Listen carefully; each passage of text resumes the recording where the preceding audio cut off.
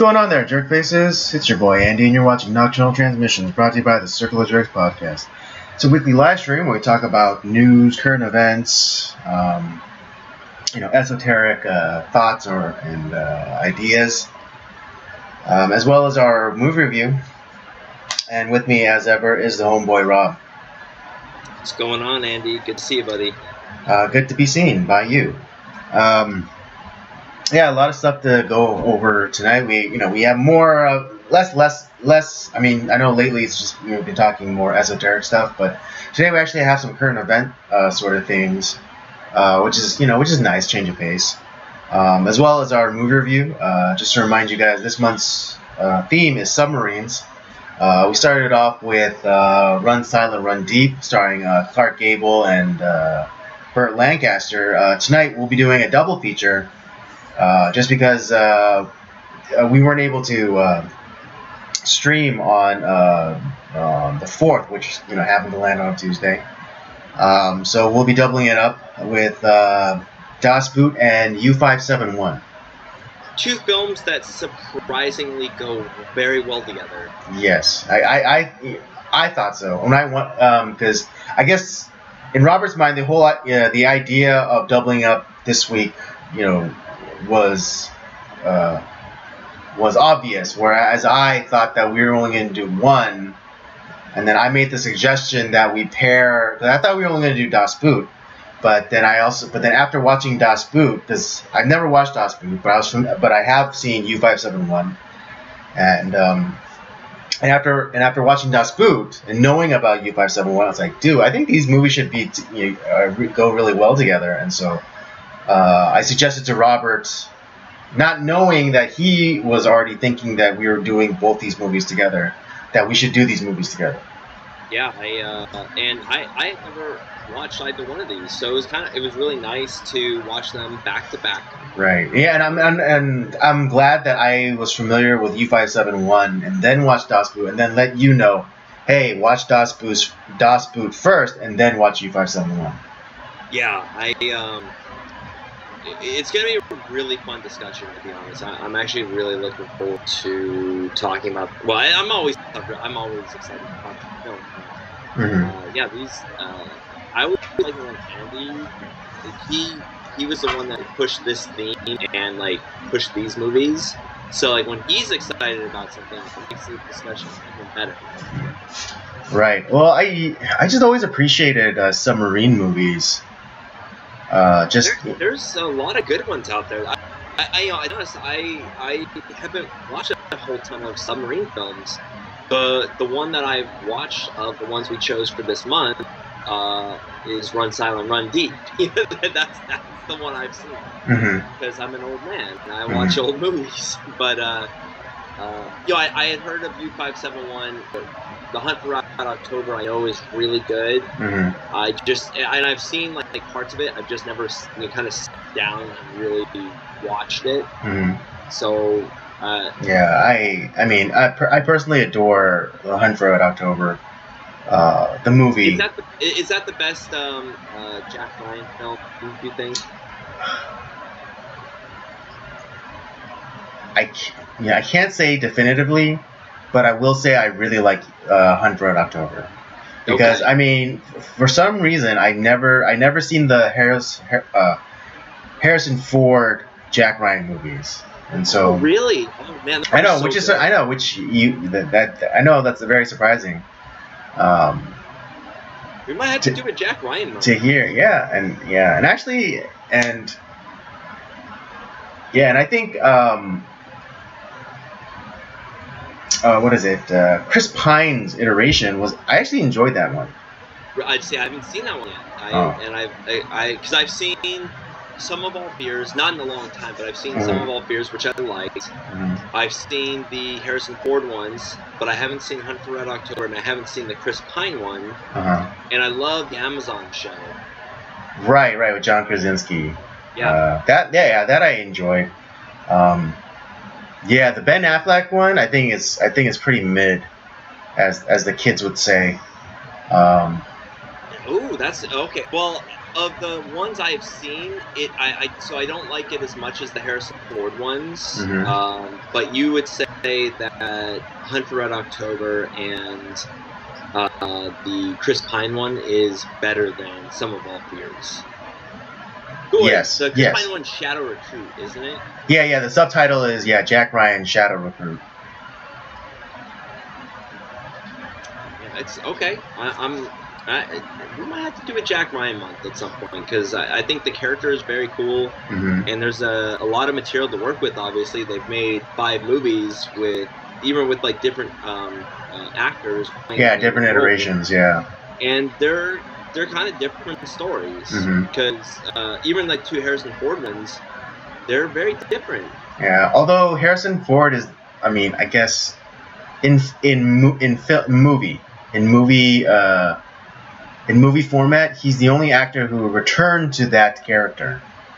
That is true. Well, I mean, I guess you could say John Krasinski. Well, I mean, yeah, that's why I qualified it by saying at least in the movie format. In the movie format. Gotcha. Yeah, I don't know. Like, I don't know what it is about that specific character. I mean, I wouldn't go so far as to say cursed, but no actor has ever. I mean, again, outside of Harrison Ford and John Krasinski, has ever come back to that role. I don't think it's a curse. Like right, and that's why I preface by saying I wouldn't go as harsh to say that it's a curse, but I just wonder what it is about Jack Ryan that actors seldom return to that role. Honestly, Matt Damon should be Jack Ryan at some point. I mean, he kind of already did, but in the Bourne franchise, I think Matt Damon kind of did it already in the Bourne franchise, but yeah, if he was younger, then I would be totally behind that idea, but I think now he's just a little too long in the tooth for that sort of role. Or maybe you have a Zatoichi Michio Jimbo. You have like Jack Ryan and Jason Bourne like working together. Oh. Well, I mean, yeah, that'd be really interesting because Jack Ryan is kind of like this Boy Scout that works for the CIA, and then you have like this rogue agent in Jason Bourne. Yeah, I think that could be interesting, actually. It'll never happen. And kind of ironically, we're going to be talking about the writers' strike that's going on. I think the caliber of writers that we have now are not up to the challenge.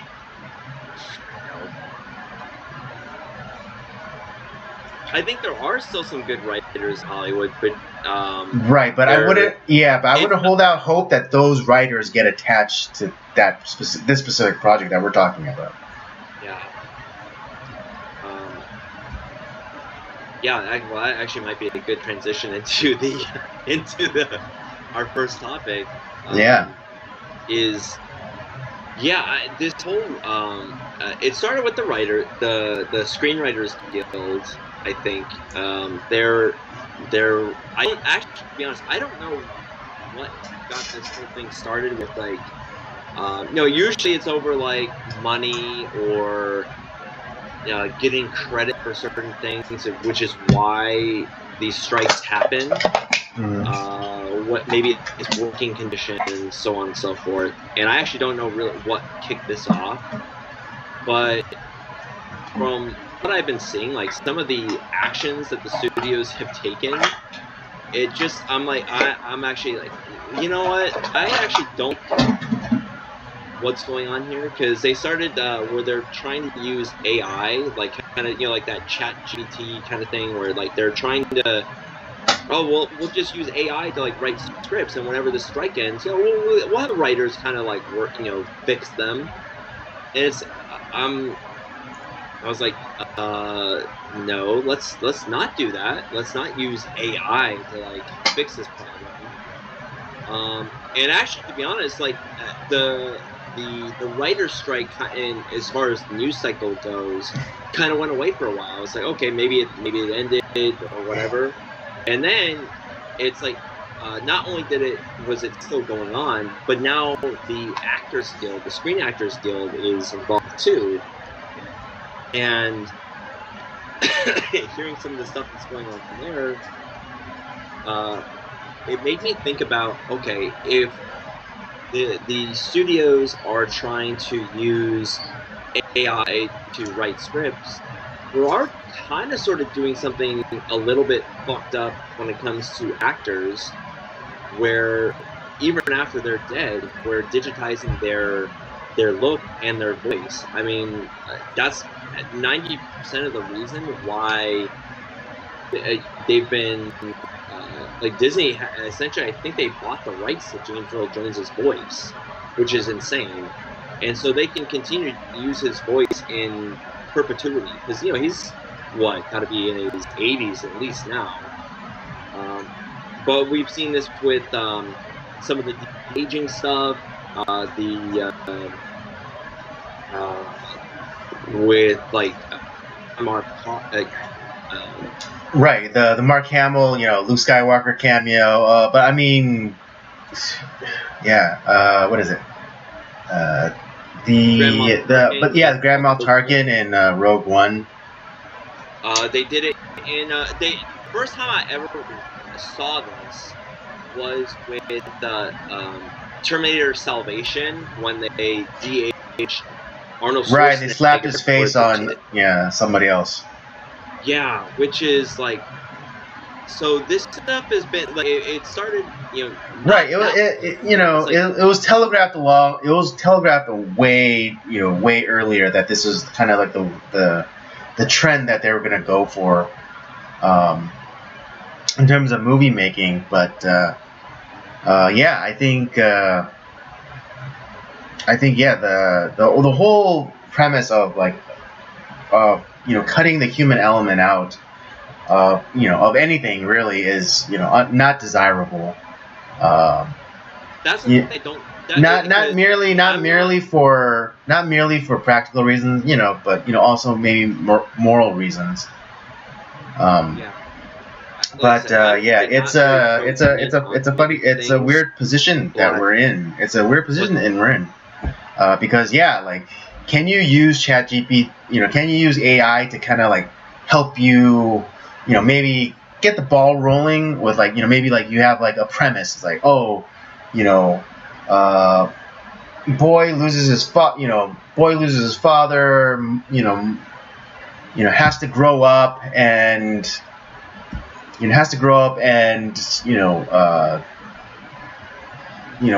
become someone better than the dad that he lost. And then the AI could generate a few rough ideas. I understand something like that, but to come up with an entire story and then a script along with it, that's something completely different. Yeah, especially because the other thing too, it's disconcerting because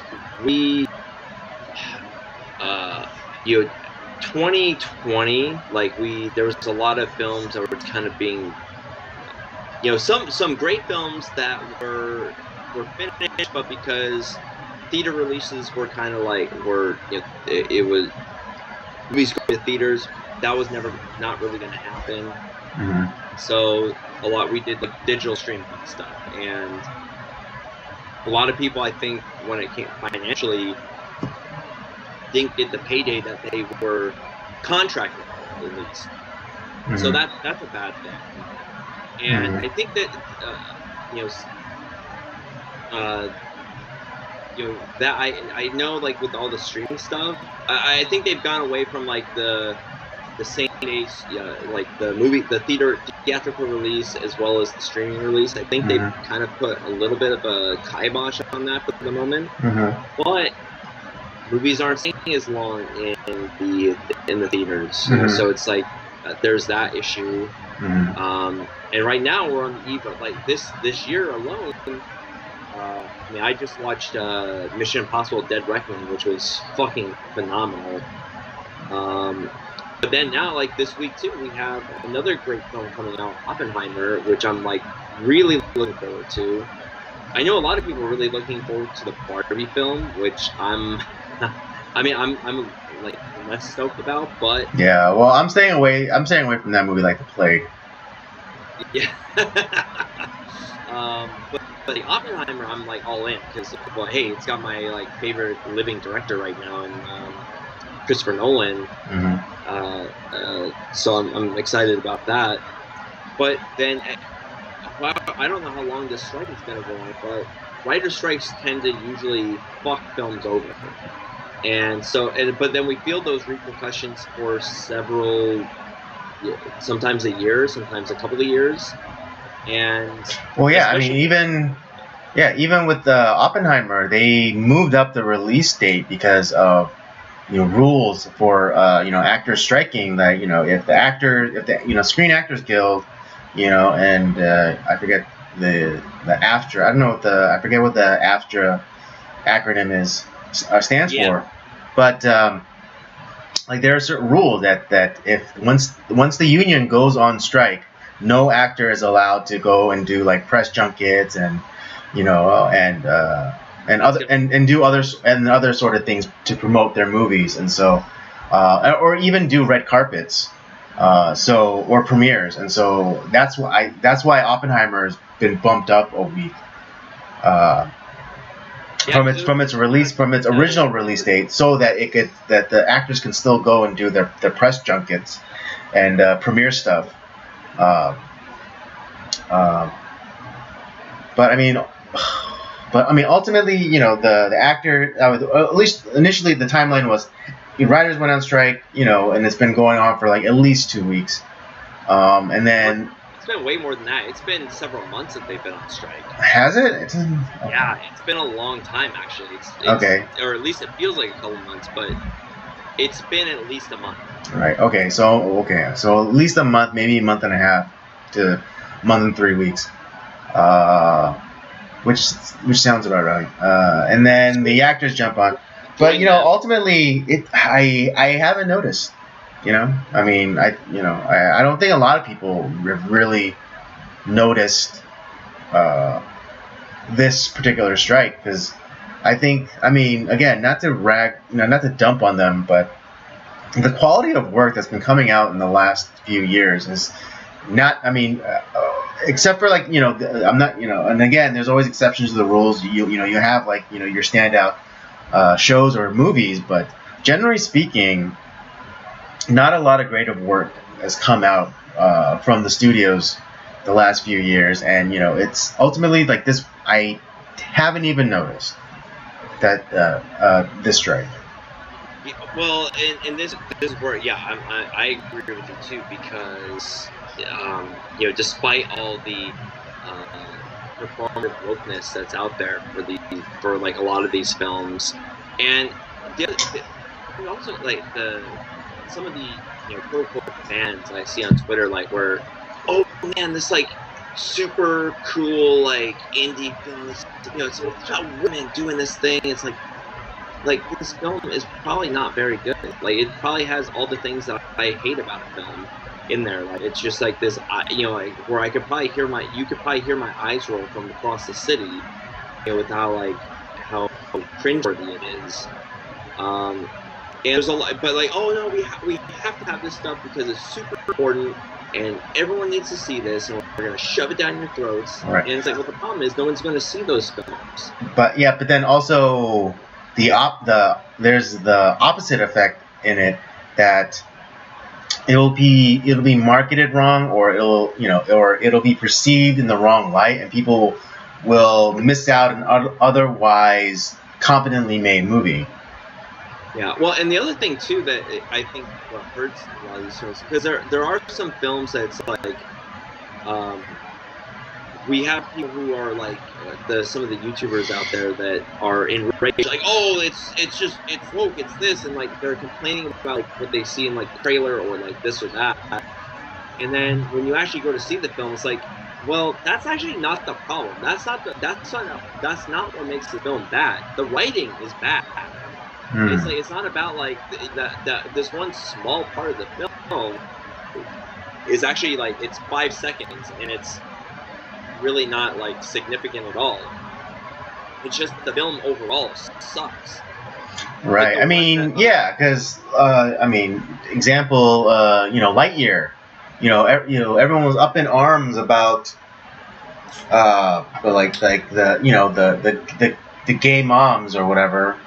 But I mean, again, and it was like such a small part of the movie. But ultimately, that wasn't the worst part of it. It was just the movie was bad. The writing sucked. The story structure sucked. The characterization of Buzz Lightyear in this particular movie sucked. Well, that was me with like Thor: Love and Thunder. That movie fucking sucked. That movie pissed me off. Like I didn't watch it in theaters. I watched it at home, like on Disney Plus. And I was like, I was in my pajamas. All right, I was in my comfy clothes watching this movie. Yeah, and how dare you? I spent too much. I was like, my wife was. She was like, it's not good. It's okay, I guess. I was like, fuck this movie. It's just like, what's wrong with it? It's like, Thor: Love and Thunder is Rob's Last Jedi. Dude, it's not maybe number one, but man, it made me so mad. Like that movie is just like it's like all the people that were like some of like the people that we would probably agree with on like on things when it comes to film. But like the problems that some of these YouTubers were having about the film and like watching the trailers, like that wasn't the problem with the film. The film just sucked. Like and even Chris Hemsworth, who says he would never, not in so many words, that he would never ever work with this director again, and he was actually ashamed. Like in a sense, he was saying he was ashamed of this film. And it's like this is. And he's, I am tired of being treated as a joke in these movies. Right, the butt of the joke, yeah. Because if you think about it, because he's also in one of the shitty Ghostbuster films in the 2016 version that made him kind of like this goofy dumbass. He didn't like that. The what? But he did it. I mean, obviously, he's not a guy. He's like, wait. What movie? What movie are you talking about? Ghostbusters 2016. Ah, okay. He was played a goofy dumbass in that film. Right. Thor: Love and Thunder, and like Thor Ragnarok was kind of like it tread a very thin line. It was almost like kind of too ridiculous, but I think the film redeemed it. Like it was just enough. It was just enough. Right. It pulled back just enough at the end where it's like, okay. But yeah, like Chris Hemsworth hated Thor: Love and Thunder. So if the main actor who is Thor and has done really well in that role, he hates it. Why would we like it? I mean, he's embarrassed of it, and the writer should be embarrassed. It's I look at like why we talk about old films so much is because. Not only were like the directors awesome, but the actors were awesome. The writers were awesome. The cinematographers were awesome. Like that's why I mean, there's always bad movies. Like it's just no matter what time period you're in, there's always gonna be films that just like they don't. Yeah, there's gonna be schlock. Yeah. But more often than not, you're gonna find good classics, and sometimes where films aren't appreciated in their time, but when new generations coming to them, it's like this is a good film. We've talked about several of those. The Night of the Hunter. That's a great film. It was nobody liked it. Nobody saw it in theaters. It was a dud in the theaters, but it's a good film. Citizen Kane wasn't appreciated in its time. Now it's considered one of the greatest films of all time.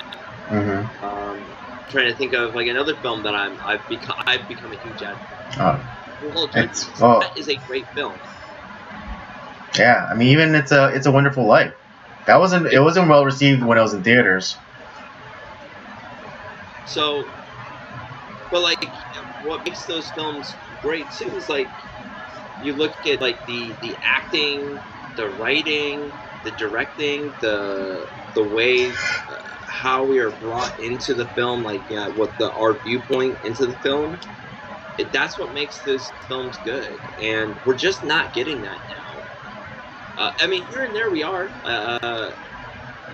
and I think that's also why it's like, well, no one's really liking our new stuff, so let's try to retread like all these old characters that people like, and they're disasters. I mean, we got when you look at Kingdom of the Crystal Skull, which I refuse to acknowledge as an Indiana Jones film. That was terrible. I've not been hearing good things about Dial of Destiny, or as I would say, Dial of Dog shit.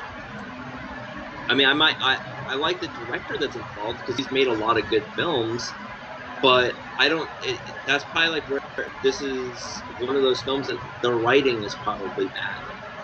And it's well, just, I mean, so, it yeah. also it might also suffer from the latest trend.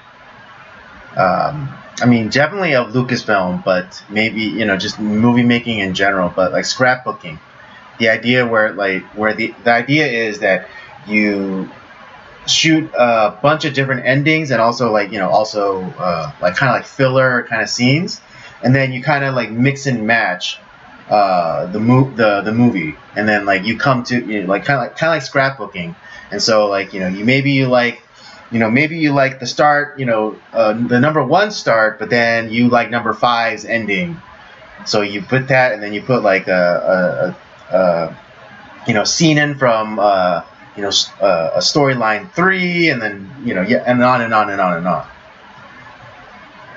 And it doesn't work. And it's No. like, oh well, we got to make sure. And we have all these like one thing that really is annoying, and we've talked about this several times, is like the annoying like retreads of classic films, especially when it comes to the Disney library. Mm-hmm. And instead of coming up with new ideas because they don't have any, it's like, oh well, we'll just make a quote unquote live action version of the Little Mermaid. This already existing movie, yeah, and that's where I have to give it to DreamWorks, because they're actually trying to compete, and they're actually trying to create their own stories. Like you had like a lot, like you had the Minions, what is it, Despicable Me franchise. You had the Despicable a great franchise, but yeah, I actually like those films the sing along, or like I forget, Sing. Well, I don't know if it's a franchise, but they at least had 2 movies. Telling a unique, coming up with new characters in that way. Even now, like there's a new animated movie coming out from DreamWorks called like something like My Life as a Teenage Kraken or whatever, and I saw that. Yeah. Like, it looks like it could be. And they've had some duds themselves, like which is okay. But yeah, like I've liked Madagascar. That's right, Madagascar too. That's a DreamWorks. Shrek, yeah. I've liked. Right, but yeah, I mean. They did like The Secret Life of Pets, didn't they? Yeah, that's right. They did. Illumination Studios. Yeah. Yeah, you might take it as that being John Lasseter, giving the middle finger to Disney, particularly in the Shrek franchise, in the first one, where he creates like this happy kingdom, and it's like you think everything is sunshine and roses. You think everything is sunshine and roses, but it's like really it's run by like this diminutive little tyrant and things like that. And I think and that was obviously a slam against, I think, Michael Eisner. Oh yeah, it's but yeah, like DreamWorks puts out some good stuff. They did the Ice Age franchise too, which I actually like those films. No, that was Fox, but that Disney, Fox? Disney owns them now. Yeah. I actually like those films.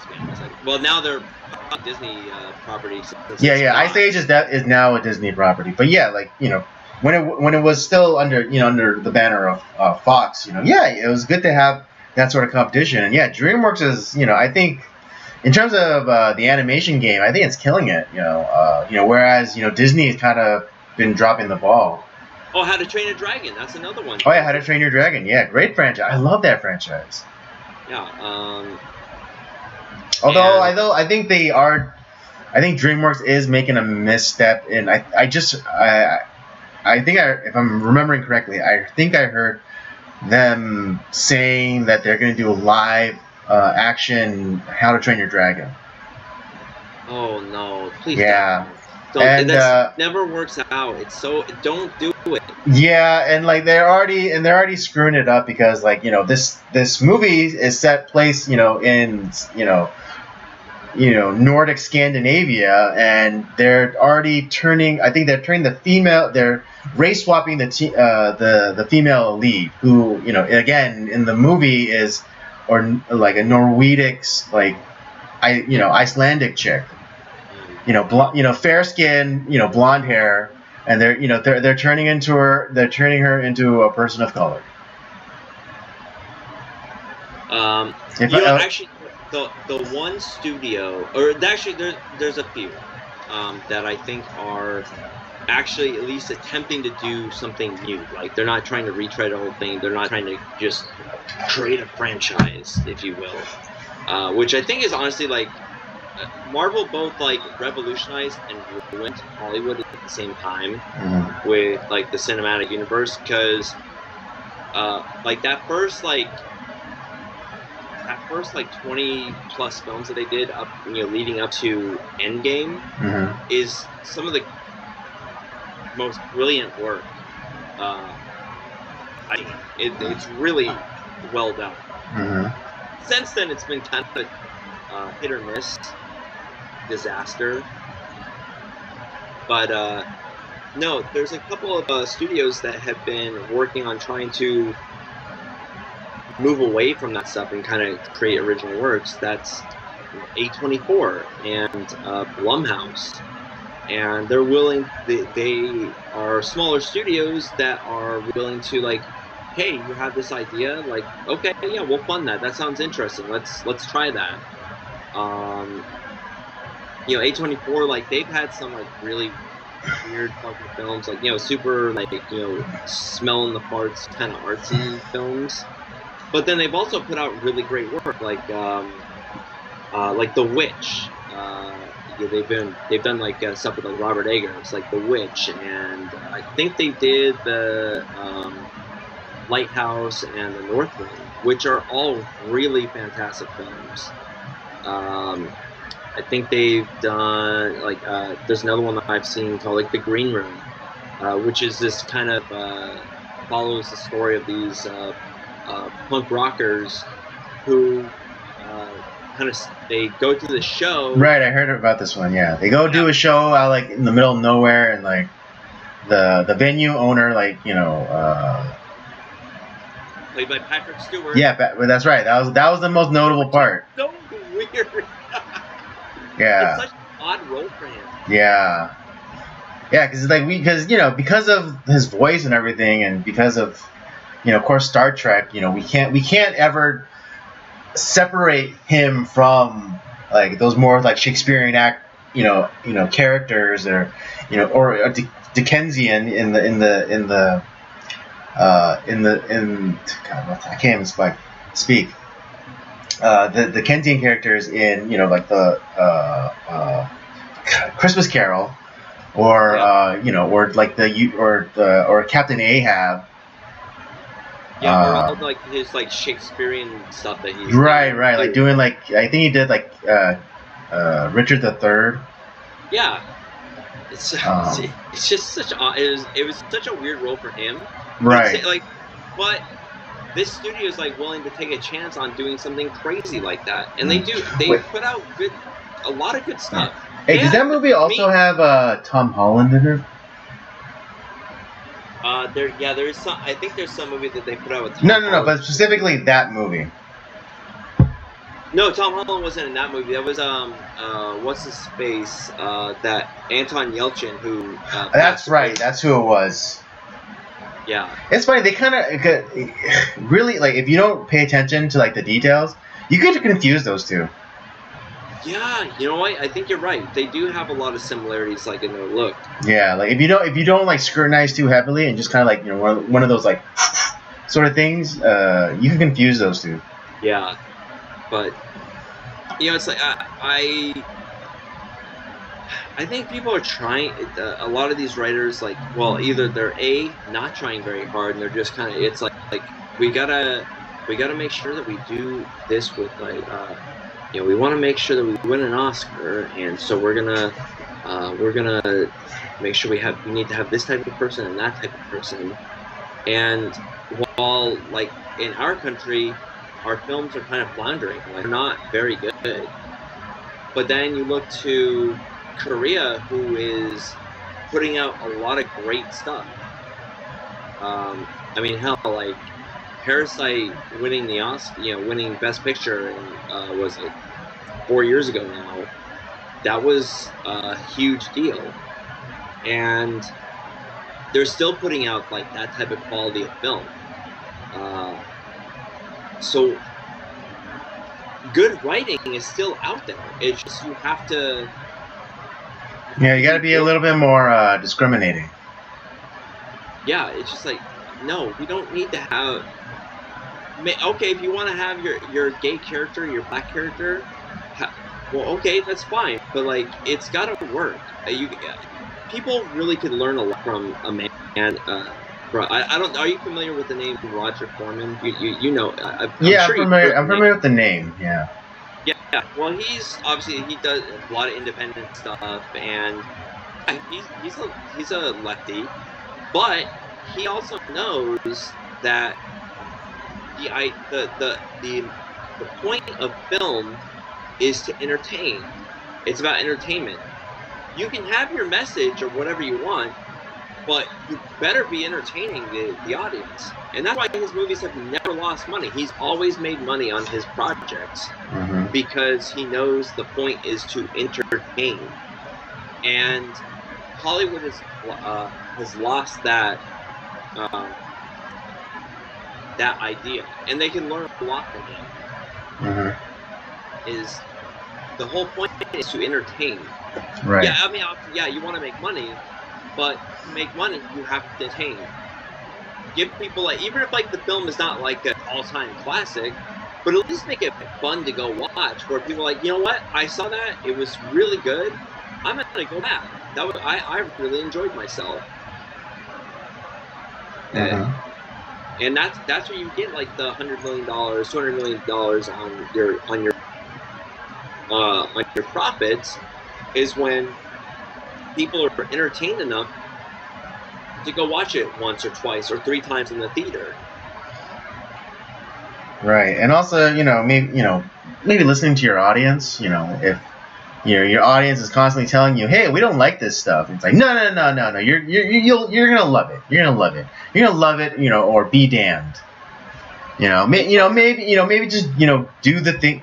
Just do the things that the audience wants. I mean, I think a great example of this would be the contrast between the Star Wars sequels and then the last season, or just this last season of Star Trek Picard, where all the fans wanted from Star Wars is to see Han, Luke, and Leia again, right on the screen, sharing the screen together one last time. You could have done a passing of the torch kind of movie, but as long as they were all on screen at the same time, we would have been happy. But we didn't get that. We got fucking Han and Leia's kid committing patricide, and then Luke like dying, all alone on a fucking forced Zoom call, and then you have Leia who died, Carrie Fisher who dies in real life, and then you have to like create, again, kind of going back to the topic of like AI and whatever, this amalgamation of like non-used footage and like compositing of Carrie Fisher's face to create this Robo Leia. And the fans get gypped out of the long-awaited reunion that they saw. Contrasting to that, to this last season of Star Trek Picard, where the first two were, I didn't watch the second one, but I can tell you the first one was utter garbage. But then the third one was exactly what fans wanted. They wanted the reunion of the entire Enterprise crew, Next Generation crew back together again, sharing, standing on that bridge together one last time, and they gave it to us. They gave the fans that shot, and that season, and how the fans praised this last season. I mean, don't get me wrong. There are problems with it wasn't perfect, but overall, I would say it genuinely satisfied. Should I just watch it season 3 then? Yeah, just watch season 3. You really don't have to watch any of the. You don't have to watch the first 2 seasons. Because I honestly, everything that I heard about when Picard came out, I was like, yeah, fuck that. I love Star Trek Next Generation a lot. Right. Yeah. I mean, if you're a Star Trek Next Generation fan, you're gonna love this third season. Okay, season 3 it is. Yeah, just season 3. Don't. You are giving it the Andy approval. Yeah. Andy, two nubs up. I gave it 2 nubs up. So I'm gonna go with that. Yeah, absolutely. Yeah, if you're a Next Generation fan, then for sure, you could watch it. It, admittedly that it's not perfect. I'm just gonna be real. It wasn't perfect, but there was more good than bad. Well, I know, with Next Generation, it's definitely Whoopi Goldberg's best role. Yeah. But I just to be honest, I can see partially. I can see why studios they're losing money off of these really bad films, because they're spending a lot of money, and the films aren't performing very well. And because they're also having to make a ton of changes because one of the big money makers is putting these films in China, and China doesn't want certain types of things in their films, and so they're having to go and do extra work and put extra money into the films to edit out the stuff that they're shoving down the throats of Americans. And but but also it's not even. It wouldn't even be that hard because you could just wait one movie that didn't suck. Because again, the general American movie going public in America, they don't want as the critical drinker would put it, the message in their movies. Yeah. They don't want that. And hell, I actually don't care so much if there's a message there. Just don't make it a shitty film. I mean, come on. We've talked about many times about how Destination spreads a message that we don't agree with, but it's fucking entertaining and a great film. Right? Yeah, that's that. Yeah. Again, we're, the lone exception, in our movie arsenal is Predestination, because again, there's a bunch of spells being cast in that movie, but despite those spells being cast, the movie was great. Yeah, I thoroughly enjoyed it. I thought the performances were great. The story that they told was unique and interesting. And I would recommend it to anybody, even with all the spells that they try to cast. Yeah, it's just fucking fantastic. It's just a good movie. I'll watch it again. It's simply a good movie. I might buy that film. That's how much I liked it. Yeah. But that's honestly, Hollywood needs to look at a movie like Predestination. It's oh, so that's how it's done. Mm-hmm. Well, the other one that I can think of too, is also, I've from everything I've heard, it's a really good film. But Children of Men, that also has a very the message type of thing in there, but it's also entertaining, interesting, and it has good acting and good writing. Yeah, so it can be done. I have faith in humanity that we can get back to making good movies. That are written well, that are performed well, that are not just clobbering you over the head with the message. And you also have like Spike Lee might not like this, but like because a couple like some of his older films, like I think he's trying to do a certain thing, but what he accomplishes, I think, is almost more of a as much as I hate using this word, more of like a nuanced approach. Like Do the Right Thing and Malcolm X, I think say more than he was intending them to portray. And it's actually like,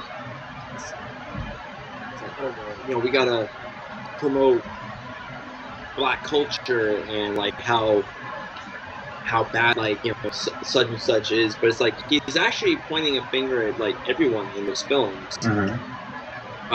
Especially in like Do the Right Thing. It's not are there people who are like white who've done bad things? Sure, but you also like feel sympathy for them as well.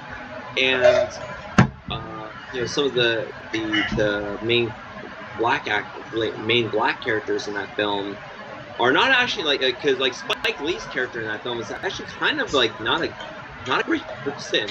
He's lazy. He's also a kind of a deadbeat, and he's all like, whether he intended it or not, he's kind of pointing a finger at the Black community as well, like how it's like it's actually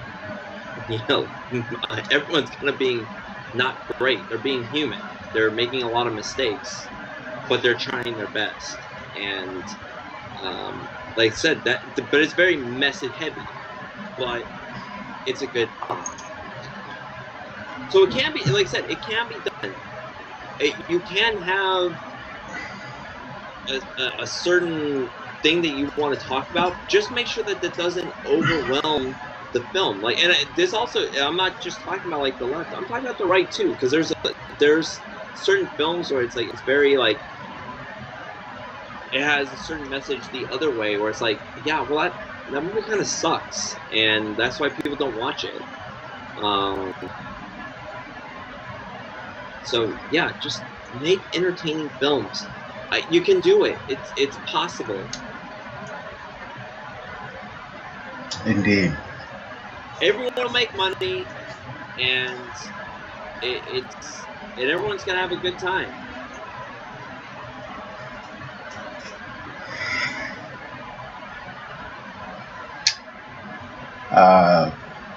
Indeed. But yeah, we should not be having like AI do everything for us. I think that's a really bad road to go down. So I do agree with them on that. They are. Right. Like, well, I mean, yeah. When I was learning about like what's going on there, I was like, all I could think about was like Alex Jones like wearing his shirt, like, I am a human. It's like that's all I could think about. Like we're talking about like AI and all this shit that's going on that the studios are trying to pull right now. It's like maybe you can come to a better solution than that. Yeah.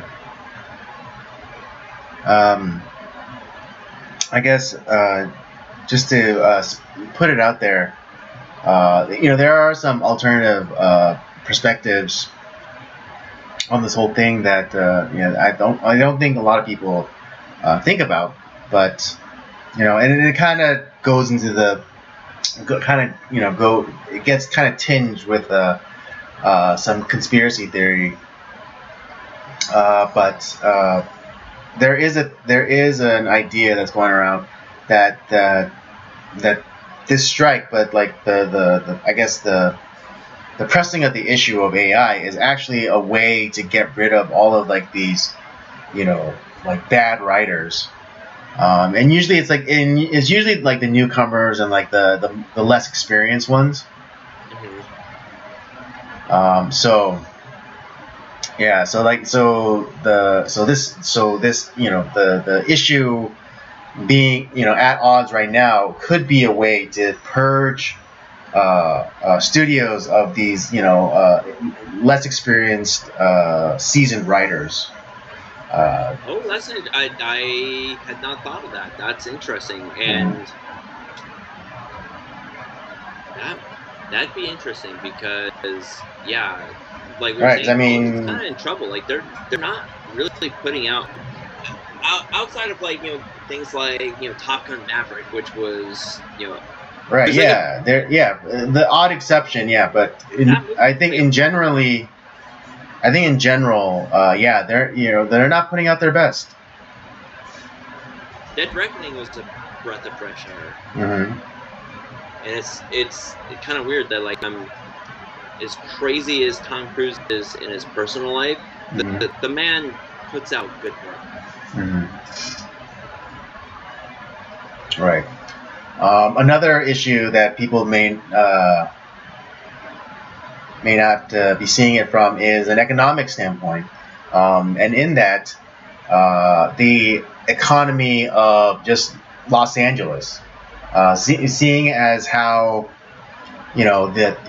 since the actors got on board with this strike, all manner of productions have been halted, which will put a damper on the local economy, and a big factor of that economy is restaurants. Hollywood types, they're always going out to eat, and so if they're not going out to eat, then the restaurant industry is going to get hit. So waiters, bussers, cooks, and the like. Maybe their hours will be cut back, or maybe they'll get fired because those are called. We call those people inspiring actors. Right, inspiring. Yeah. But then also just like kind of the everyday kind of workmen on these studio lots, like the carpenters, the electricians, the everyday kind of the guys that don't get the spotlight. Guys that like do a lot of the heavy lifting. Right, exactly. Yeah, the carpenters that build the sets, electricians that wire everything so the lights can work. People that run again, I kind of going back to food, but like craft services. There's like there's a trickle down effect. Like these actors who are in front of the camera, they decide like we're gonna be in solidarity with the writers so that they can get their fair share, share of of the profits that are due to them. But nobody talks about it's the union guys who like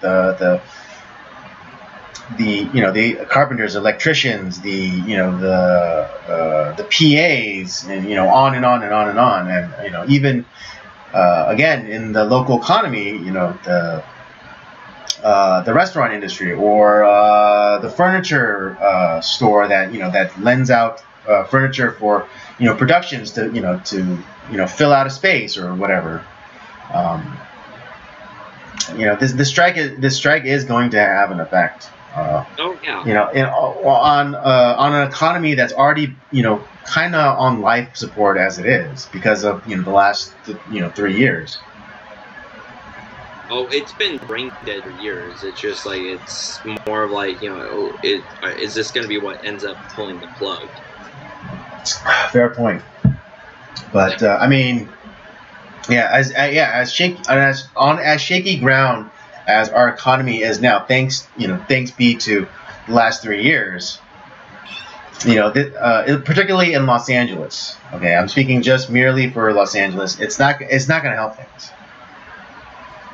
Like I said, the mass exodus that is happening from the state is, it's not being talked about it's not being talked about a whole lot, but the numbers are actually pretty staggering. Of people who are leaving California, which is not very easy. It's not easy to do, but it's like I gotta move somewhere else. it sucks here. I mean, and Yeah, I mean, eventually, like, no one's gonna be here, and it's yeah. like, what are I they mean, I gonna don't do? get. I don't. Yeah, it really boggles the mind that that California was once the state to be in. You know, for business, for for culture, for everything. You know, everyone and their mother wanted to be in California. But now it's just now it's looked on with derision. Like, you know, even like if you go visit somewhere, you know, and you're from California and you roll up with California place, they're gonna give you the stink eye. Yeah, honestly, like if I ever move somewhere else, like I feel ashamed to be from the States. Like, yeah, I'm from California, but like, trust me, I do not. I'm one of the good anything ones. that state stands for. Right? Yeah, I'm one of the good ones. Like, yeah, it's like I believe conservatism. Okay, like don't worry, I ain't gonna try. It's like I don't believe in any of that shit back there. It's like Ronald Reagan was the best. It's like, oh, okay, you're good. Yeah. Yeah, no, it's just like there's a lot of things that I like about California. I think there was at one time, you know, a great history here. There was great culture here, and I like that. You know, I have access to lots of different, you know, foods and cultures, and just like, you know, the nightlife here is really good. You know, if you want to go somewhere at like 2 a.m, there's places to go. There's places, you know. I mean, nowadays, like, I can't really do much. But like, you know, I said, if you're into that stuff, there's lots of places to go. There's all sorts of like great things to do and see, but I don't know if that's worth, you know, some of the shit that we have to deal with. Right. Yeah, it's funny because I mean, because I'm a foodie and, you know, I really enjoy food, and there's no place that does food better than here in California, particularly Los Angeles. I remember when I went to Memphis to, you know, go to my cousin's med school graduation. You know, he took us to the best coffee shop, you know, in Memphis, and I had it, and I was like, dude, this is like gas station quality coffee. And it's like, I know, but I took you to the very best one that there is in Memphis. I was like, okay. And then I understood. I was like, oh my god, this because the coffee like literally was okay. Don't get me wrong. It wasn't like, you know, what is this, like piss water you're giving me? But it's like it was. I would even dare say it was less than mediocre. I mean, that's I could, for probably like 2 weeks, I could eat a different food style. Yeah, different cuisine. Like, you can for the rest of the, yeah, for 1 year you could literally eat a new cuisine every single day for 1 year. Yeah. And, you know, and that's one of the things that makes, you know, living here, particularly in Los Angeles, very special. You know, but it's like now it's like, you know, because of like the economic situation and taxes and like and cultural stuff, it's like that is becoming less and weak, becoming more and more of a weak justification to keep living in this state. Yeah, it kind of feels like the modern day like Dust Bowl, and you have all these people from like the Midwest trying to, like, you know, go out somewhere. We're gonna have like a Grapes of Wrath situation here pretty soon. Yeah. Yeah. Instead of the Okies, it'll be the what is it? The Callies. The what? The Callies. I guess the Callies. Yeah. You know, maybe, and then there'll be signs like Callies need not apply. Yeah.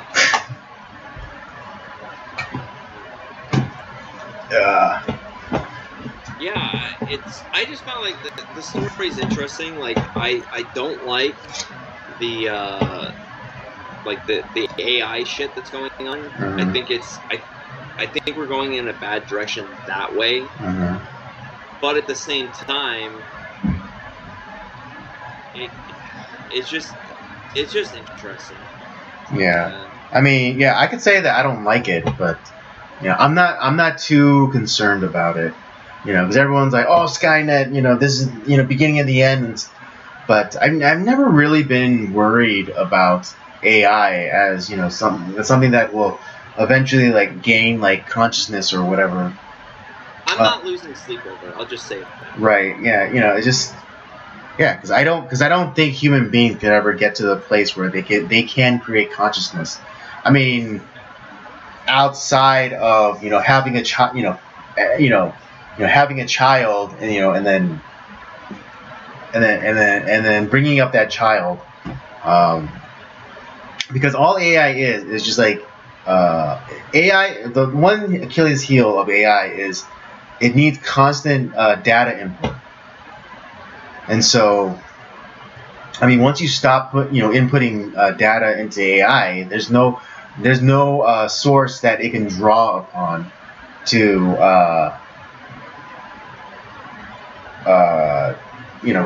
to formulate. Yeah, this is not the movie Her. With I don't know. If yeah, I remember. Yeah, with Joaquin Phoenix and the voice of Scarlett Johansson. Yeah, the movie's actually fucking good, by the way. It's weird, but it's yeah. I mean, I remember. I think I started watching it, but I never finished it. It's on Criterion right now, actually. For whatever reason, yeah. Yeah, they're doing like an AI month this month, which actually I wonder if that's done because of like the strike that's going on. Well, I mean, it's also just been because it's been in the zeitgeist more. AI this, AI that. Yeah. But, that's all I got to say about that. Yeah. Yeah, I got nothing else either. All right. Well, yeah. Let's just keep things rolling along then, and get into the next topic. Robert, why don't you take it away? Yeah. So this is actually a topic we've discussed somewhat, but a few weeks ago we talked about some videos that we watched concerning nuclear technology, and just we liked what there was a couple different YouTubers who presenters. I'm sorry. Presenters. Yeah, and they really did a good job on that, and yeah, I very actually thorough. ended up starting watching some of their other stuff, and one of them was concerning like stuff that I already kind of knew that this was going on, but the way that they broke it down concerning insider trading with politicians, because these are our legislatures. They're in private meetings discussing what's going on with companies, and these very same people go and it's like, sell all my stock in such and such company, buy like 100 million shares of this other company or whatever.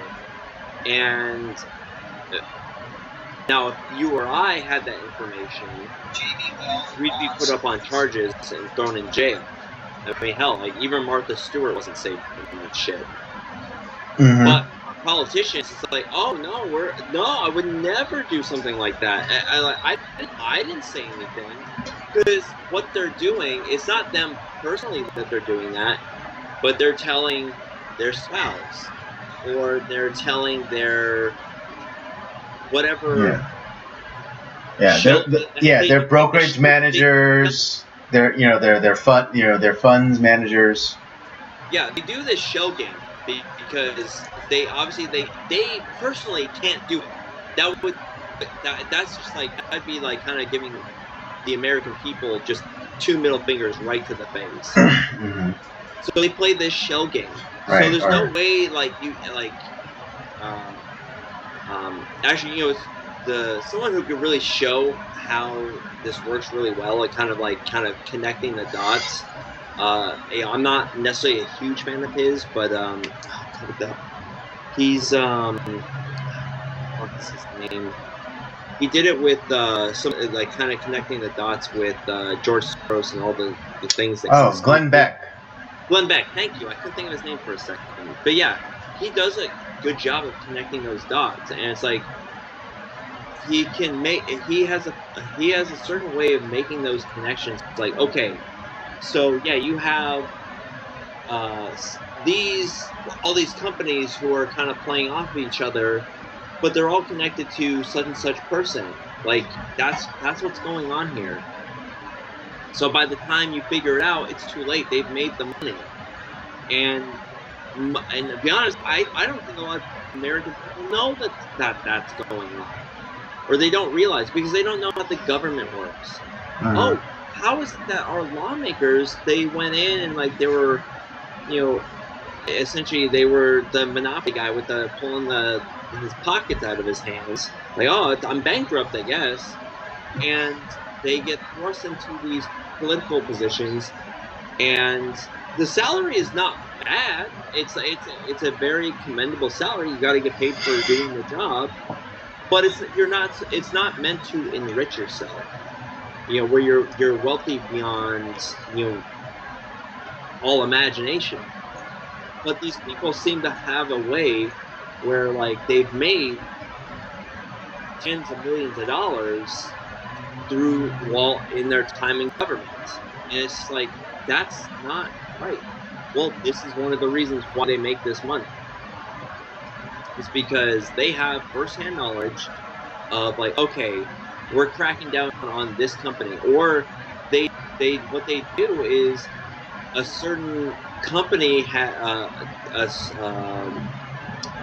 special interest group has paid politician a certain amount of money to get elected, and so now this special interest doesn't like this company because they're their competitor.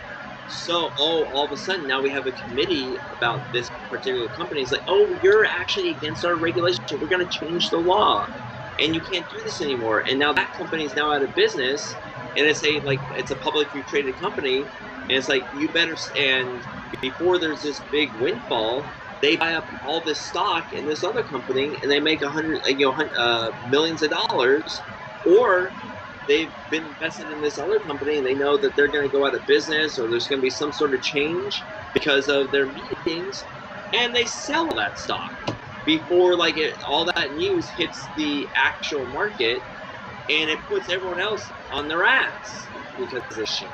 Mm-hmm. That is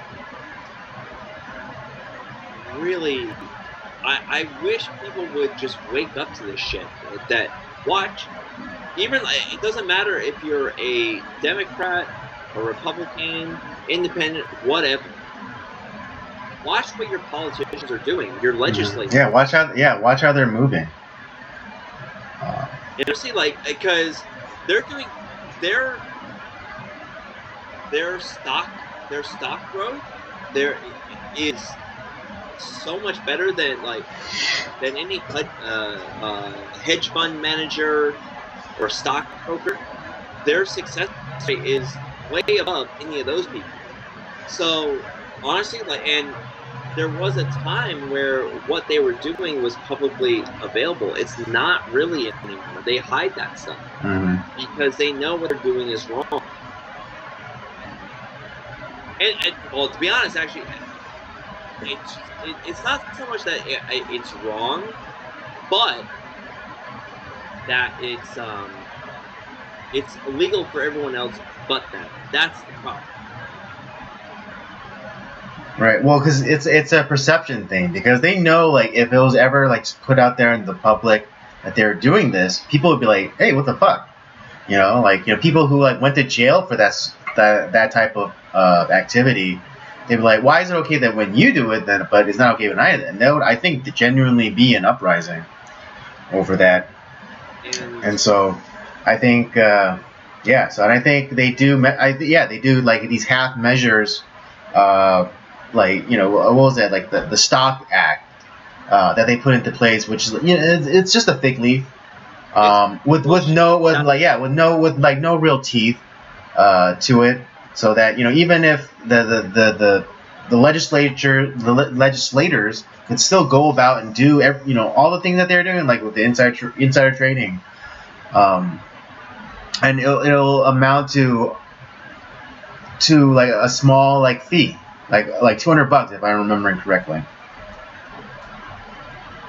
That's honestly, this is where, now this will never happen, but what should happen is, okay, if you are going to become a congressman or a senator, or people who are creating laws, just a member of Congress. You have to divest. Your immediate family has to divest, and if you are caught, if the people that like your friends and the people around you, all of a sudden their stock market, because they need to be scrutinized, just like if you're trying to get into certain federal governments, like the FBI, the CIA, they really scrutinize who they allow in. Right. Yeah. For clearance. Reason. Yeah. For good reason. Mm-hmm. And if the people that they interview for your background check to become a politician, it should be just as scrutinized as it is for those organizations. And if the people that they interview and look at, all of a sudden that those people, their stock market ticks up, and how did they get so lucky? Based off of their immediate connection to you, that you should be investigated. And if it's found that you gave away information, you should be fined to the point where, one, you lose your seat, it's immediately vacated, and you're fined to whatever amount of money that you made through that is what you're fined. Yeah, absolutely. What is it? Yeah, a friend of if they're going to make insider trading illegal, that's what I'm saying. Right, yeah. But to your point about properly vetting and stuff like that, yeah, a friend of a friend who may or may not work for the agency,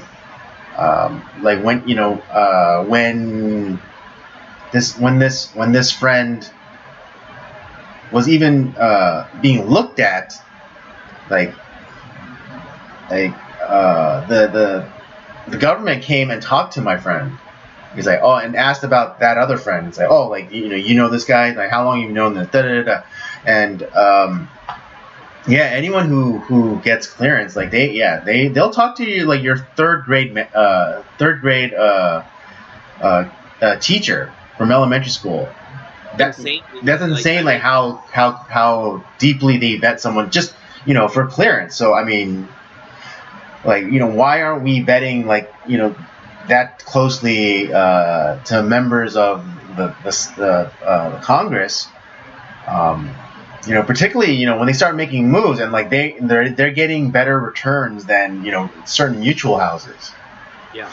I mean, it's that investigation that they do for those organizations. It's a figurative rectal exam, just a prostate exam. Mm-hmm. I mean, that's how deep it goes. Mm-hmm. And yeah, the fact that your legislatures have a better return than a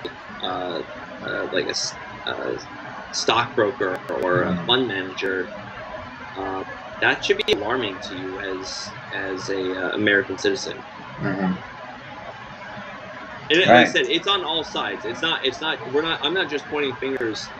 Right. Yeah. We're not pointing fingers to the obvious, Nancy Pelosi's or other Democrats. There are Republicans who are doing this shit too. Yeah. And I hate those people because they're literally, what they're doing is they're taking money out of your wallet. I mean, you have money invested in the stock market, and they're taking it from you because they not only do they have inside knowledge, but they're creating laws to help their stock portfolio. And what's happening is that you're getting fucked on your stock portfolio because you don't have that information. It's a guessing game. Mm-hmm. A lot of times. I think about because I do have retirement accounts and stuff that are attached to the stock market, and they've done. Oh yeah. And also being a public servant, your money is, your retirement money is all spread around all over the stock market. Yeah, I mean, and I'm doing okay. Don't get me wrong. I'm not doing terribly, but I don't have the growth that these fuckers do.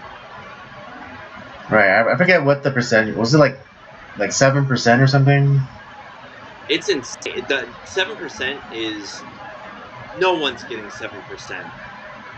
Right, but the rate at which these lawmakers are getting returns is just if you were the odds that they're getting, if they were caught in a casino, that they would get a ball peen hammer to their knuckles. Oh yeah, it kind of reminds me of a scene from the Dark Knight, right? Mm-hmm. When they're investigating the Lau, that Hong Kong mm-hmm. businessman. Yeah.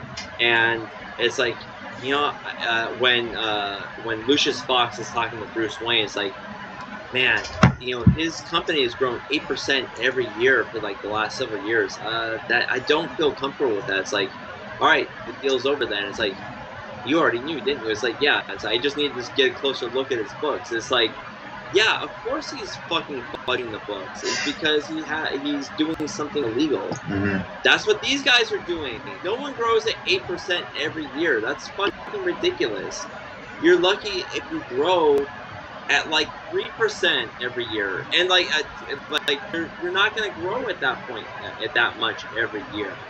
Mm. It's you're gonna have some years that you're gonna have a little bit of a loss. You're gonna have there's gonna be years where it's 0.5%, other years where it's 1%. Give me it, but they have a steady increase of this percentage in their fucking money that's tied to the stock market. It's why do you think that is, guys? Why? Why are there no investigations? It's because most of the people that is because they're doing something illegal. Mm-hmm.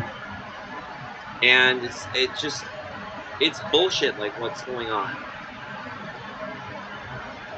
Indeed. Oh gosh. Okay, your window froze, so I have to make you a new one. Stand by.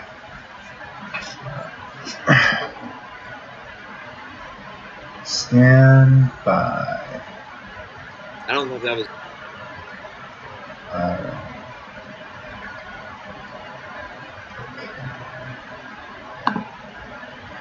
Sorry, folks. Technical difficulties. It's because we were talking about the government. That's I know. Yeah, because we were talking. Yeah, Rob says that we were talking about the government. Anytime we have a government rant, you notice how our stream kind of fucks up. I do. Yeah. Every time we do talk about the government, it's some enemy of the state shit that goes on. Right. Well, I'll be right back. All right. Hold on. Okay. Just. I will just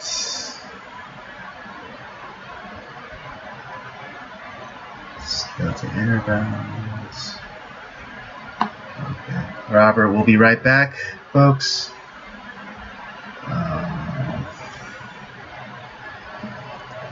I will try and fill up the space so there's no dead air while I adjust Robert's new screen so we can all see him. But yeah, this. I mean, I knew about this whole thing about legislators taking advantage of their knowledge. What laws are going to be passed down soon, to either what is it? Help out companies or utterly destroy them. But yeah, I'm not sure if it's widely known that this is going on. And if it's not widely known, this is a bit of a travesty. And there should be more of an outrage for sure. over this. Because again, yeah, there's people who have, I mean, there are people who have gone to jail over this type of activity. I mean, most prominent and recent is Martha Stewart. You know, she, what is it? Yeah, Martha. I mean, yeah, she went to a nice, cushy, minimum security prison, but she still went to jail for insider trading. And anyone who's not, wearing a United States Senator pin or whatever is, they're gonna have differential treatment as well. Yeah. So, I mean, I just don't get why. It's not, why is it that they're able to have such latitude when the average citizen doesn't get that kind of treatment? I think we should link that video in our description if we can. Because yeah, for sure. I was just thinking that myself. So yeah, a lot of people need to watch this because I think there's a lot of people who's like something's not right here. I always think these guys are making this amount of money, and nothing seems to change this front. And this is why, because like, it's not just one party or over the other. It's all of our politicians that are doing that. It's because we're not watching our employees. They're stealing money from us. Mm-hmm. And they're cooking the book to help themselves. That's what's happening here. Oh, we're just making laws. Bullshit, you are. Right. I mean, yeah, you're making laws, but you have foreknowledge. So like that this law that's gonna help this company, you're going to you're going to start buying more stocks, or you come up with a law that's going to totally put the kibosh on this other company. You're going to start selling your stock like crazy, months in advance before that law gets passed. And so again, if any normal citizen were to act in that exact same manner, we would immediately be sent to Leavenworth. Yeah. I talk about this stuff a lot. It's because it really angers me, because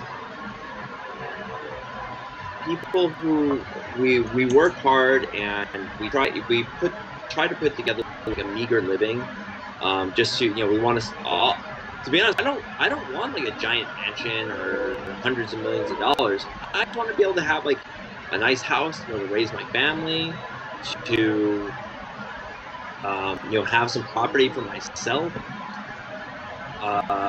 and to have a good job, and so that when I become old and I can't work anymore, I don't have to live in squalor, or like live with my kids if I'm still in good health.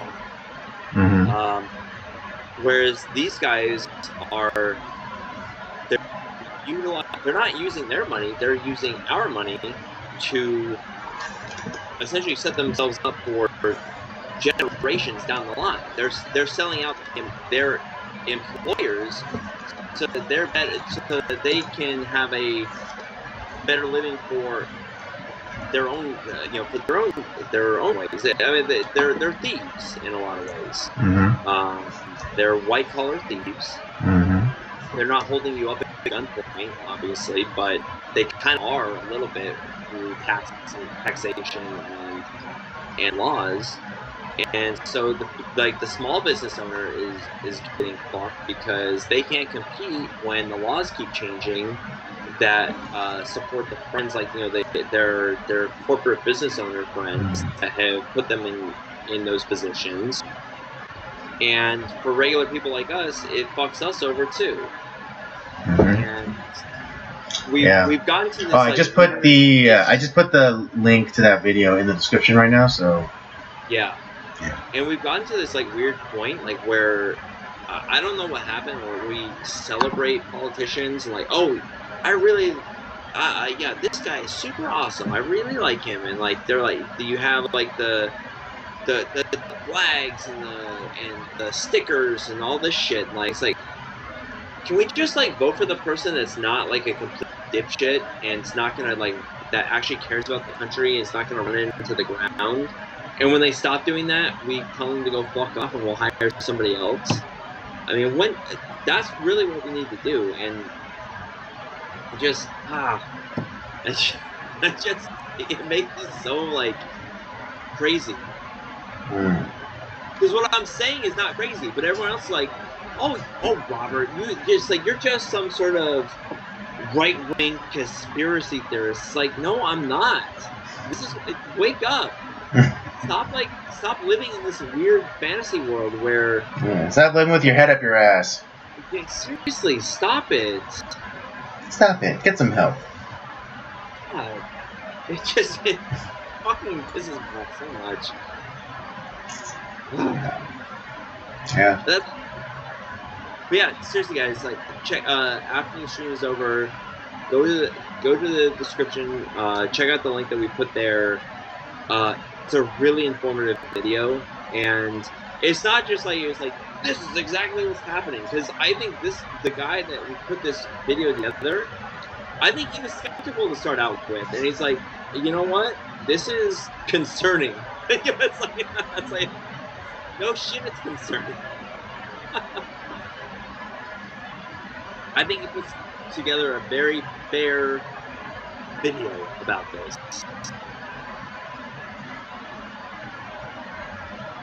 Indeed. He's definitely a lot nicer about it than I would be. Yeah.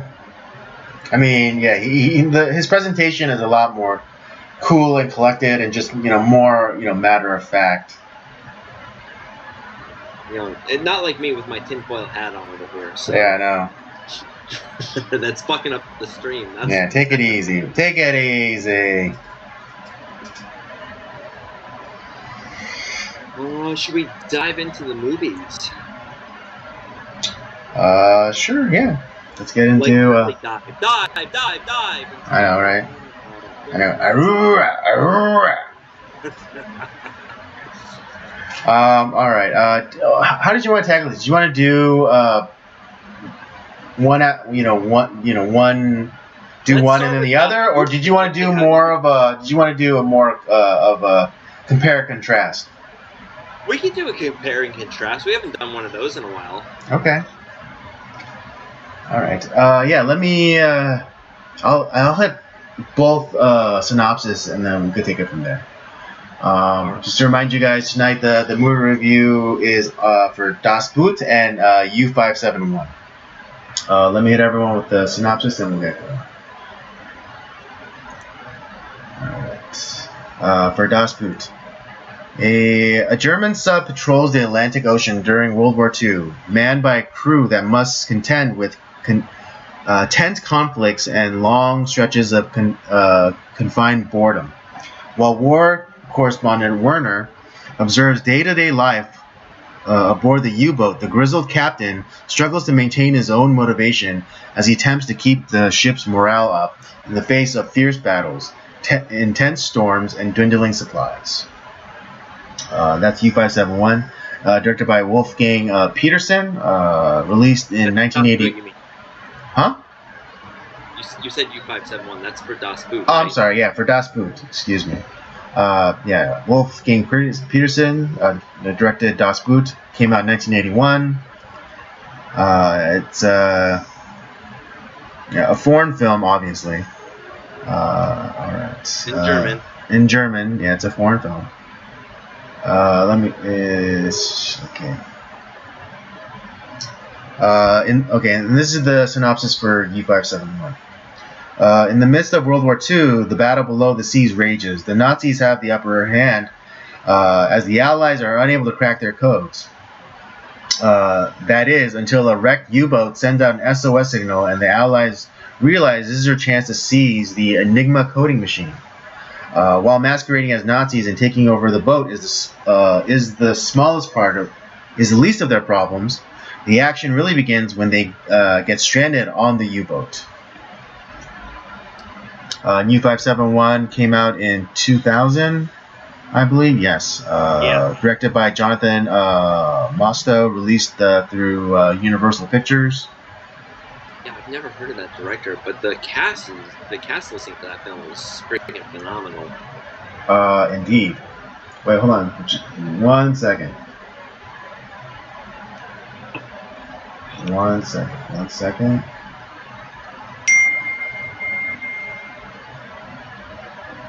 One second, my friend. So one thing I will say about like Das Boot, like that I found really interesting is so this was initially supposed to be similar like Snowpiercer where it was like an American and Korean production. Mm-hmm. This was supposed to be an American and German production. And you know who was supposed to play in some of the lead roles in Das Boot? Do tell. Paul Newman and Robert Redford. Whoa, really? Yeah. They're gonna play Germans? Yes. Wow. I was like, get the fuck out of here. That's crazy. I'm glad they did not do that, to be honest. Yeah, I don't think that would have worked. To be as much as I love Paul Newman and Robert Redford, like that would not work for me. Yeah, nor me. Now, did you watch the director's cut like I did? I watched the 3-hour long one. Okay, so we because mine was 3 hours and 8 minutes. That's probably the director's cut. Mm-hmm. It's a long film. Yeah. I was not expecting it to be as long as it was. So I was like, when I started watching, I was like, this one's kind of going on a little long, isn't it? As I looked at it, I was like, fuck, I have 2.5 hours left. God damn. It's it is a long film, but I think that's the point because our characters, like the situation, you're trapped in this. I mean, it is. First of all, fuck submarines. The submarine stuff. They're cramped. This is not Crimson Tide, like with modern submarines, which are still. This is. Really, it's claustrophobic. You're sleeping on top of people. I mean, hell, they took up to store supplies. They got rid of one of the bathrooms so they could store more supplies. And they were excited, like, when they could shoot off torpedoes so that they could get some more room. I mean, that's how cramped this place is. I mean, like, you have, like, meat hanging on the fucking walls that they're slamming into. And, everything is everywhere. This movie was so claustrophobic. And, like, to be honest, I felt super anxious just watching the film, just with what they're going through, because you felt like it's like I feel cramped watching this. I don't know if you felt the same way. I felt cramped watching it. Yeah, no, I mean, I don't think I had necessarily the same reaction, but I felt, I felt the same way where it's like, submarine warfare sucks.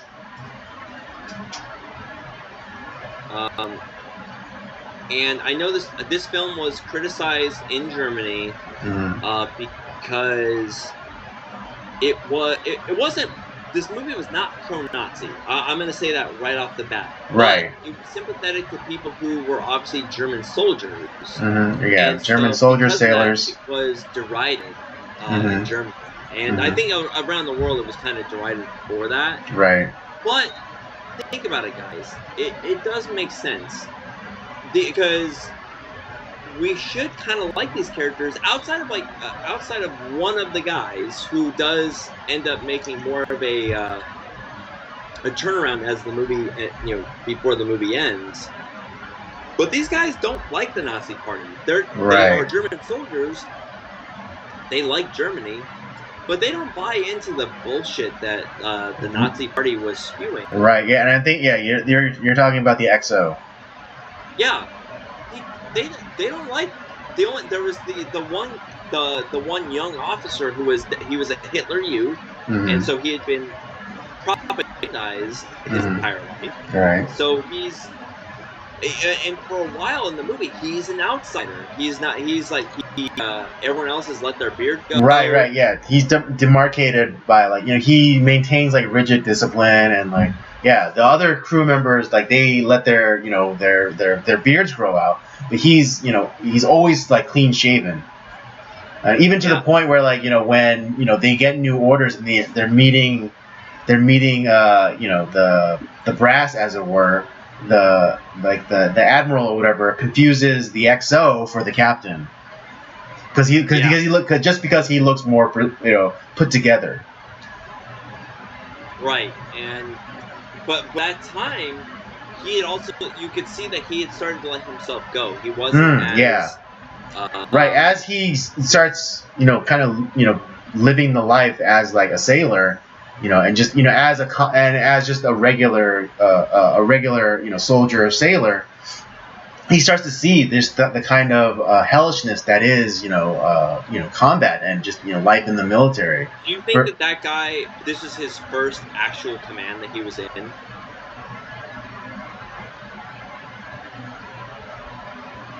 Perhaps, yes.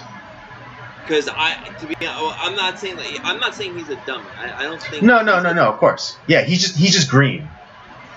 Yeah, he's green, and he's also like he has an ideology, of course. But I think as time goes on, and a lot of the guys that were under in this guy's command were very like, they always talk about, they're all wet behind the ears, like, here, fuck, we had to do this shit again. This is more the world weary captain that we're talking about now. Yeah, the captain and the chief of the boat. So they have a very similar structure in their navy as the Americans do. Mm-hmm. So like the chief is, or like the highest ranking chief of the boat person is a very important part of the ship, as is command structure, the captain and the XO of the ship. Mm-hmm. So you have the captain, you have the XO, you have the chief of the boat, and you also have like this other character who is like a naval correspondent. He's kind of the he's an embedded reporter. He's the reporter, and you can tell he changes throughout the entire time, because he seems like he's an interesting character as well. And then you also get like a little bit of insight into the actual sailors of the boat, because they don't actually buy into the Nazi propaganda either. And that's what makes this film so interesting. And I know it was derided at the time, but I don't see that this is not a pro-Nazi film. This is an insight into something that we might not have thought about when it comes to that side of the war. We kind of touched upon this slightly when we did Judgment at Nuremberg, where it's like, where does that line stop? Because obviously, you have like a lot of your head brass of the Nazi party, they knew what they were doing, and they were evil people, and they deserved to be punished or imprisoned or killed, executed if necessary. And then, but after a certain time, it's like, they're in the military, but that doesn't mean that they had bought in. I mean, they're trying to save their own asses, because if they don't enlist, if they don't partake in the war and protect their country, they're going to get killed or thrown into a concentration camp or something worse. So, and clearly these guys were war weary. They probably were even, maybe had been part of, I don't know, maybe the captain had been in World War I, which is, because he seemed a little bit older. He was in his, he was middle-aged, late 50s. Yeah, he was middle-aged. Like, dealt with the war back then, too. So he's war weary. He's like, I don't buy any of this shit. But I'm doing it because I like my country, and I don't want to die. Because even like when like you have like the top brass who are very pro-Nazi party, like he doesn't do the Heil Hitler and all that shit. He's just like, okay, it's big deal. He's just doing his job as a commander of this ship. And it shows the conditions that these guys had to go through. And not every soldier in the German Army or the German Navy or the Air Force was a bad person. Now, like I said, if I was, like, let's say we went to war with China tomorrow, and I'm in either, I had to go back into the Navy. Now, I know that I hate the Chinese government, but I know that not every Chinese person is a bad person. Mm-hmm. I mean, now I will choose my life over theirs, of course, but as did these guys. Like, and now we're gonna choose our life over the life of the people that we're going against, but that doesn't mean that we think that they're bad people, and we see them, they're not bad people. They're not. There's really nothing that happens on that ship that's like, where, like, I fucking hate all these people. They're bad characters. No, we're actually, in a weird way, we're rooting for them. We want them to survive and to maybe not succeed, but, like, we don't want them to get hurt. Right. We want them to survive. Yeah.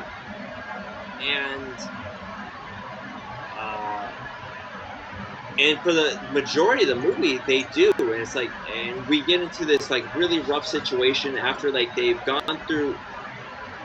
had all this, like, the food has gotten rotten. Mm-hmm. I mean, they're eating spoiled, like, meat, and all. It's like, God, the dysentery must have been so bad. Yeah. I mean, they're sucking on lemons so that they don't get scurvy. Right. Yeah. Yeah, they're shaving the mold off of bread. That was fucking disgusting. Yeah. Or, like, on the meat, like, it had all this mold on there. Yeah, like this hair, or, like, Yeah. It was fucking gross. But then,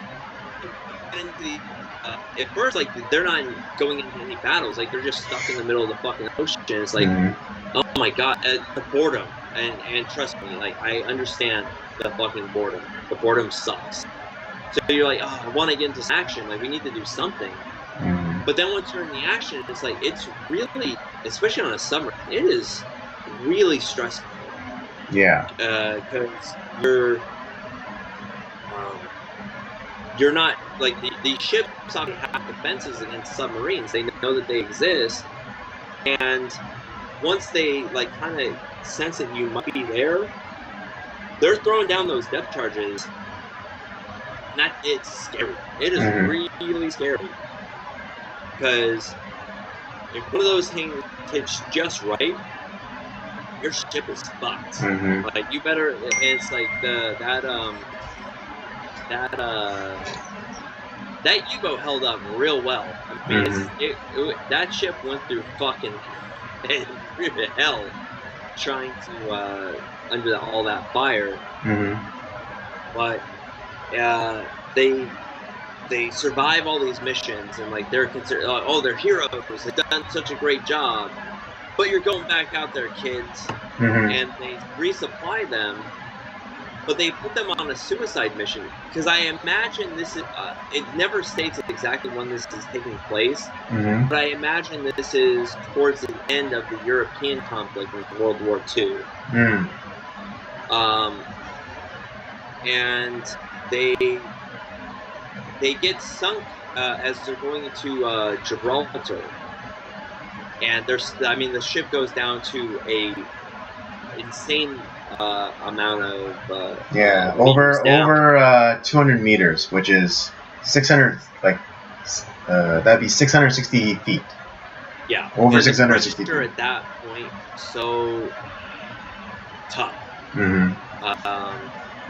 And the ship is, like, breaking apart. They somehow, like, get the ship to stop leaking, and they bail out all the water, but they're trying to fix it so they can go topside, and they're not really sure if it's gonna work, and they're losing air, and it's like, oh fuck, we're gonna die down here. Right. And that's what we as the audience are like, they're gonna die. It's like, we're gonna watch these people die down in the bottom of the ocean, but they survive, and it's like, you're rooting for them. It's like, yes, they survived. Right. It's great. And, right. I mean, yeah, and it's particularly because, at least with the chief, we're you become emotionally invested because we learned that his wife is sick and like all he wants to do is get back to her. So like yeah, because before that, they the captain was trying to send off the chief and the naval correspondent because he knew he was aware of what was going to happen. Mm-hmm. We're going on a suicide mission. He had like that firsthand knowledge of that. He knew what the time was. He was doing his best to make sure that they got off the boat because he wanted to. They had become friends. Well, the chief he had known for a while, I imagine. Right. Yeah, they've served together before.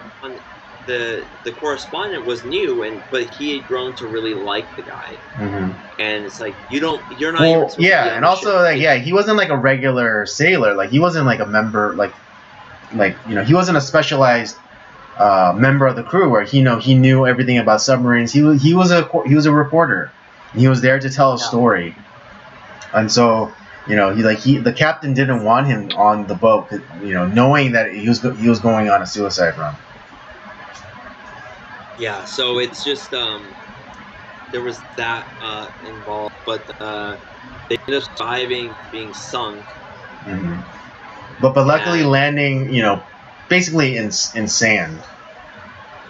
Not landing on rocks, which would have punctured the hull for sure, which would have killed all of them.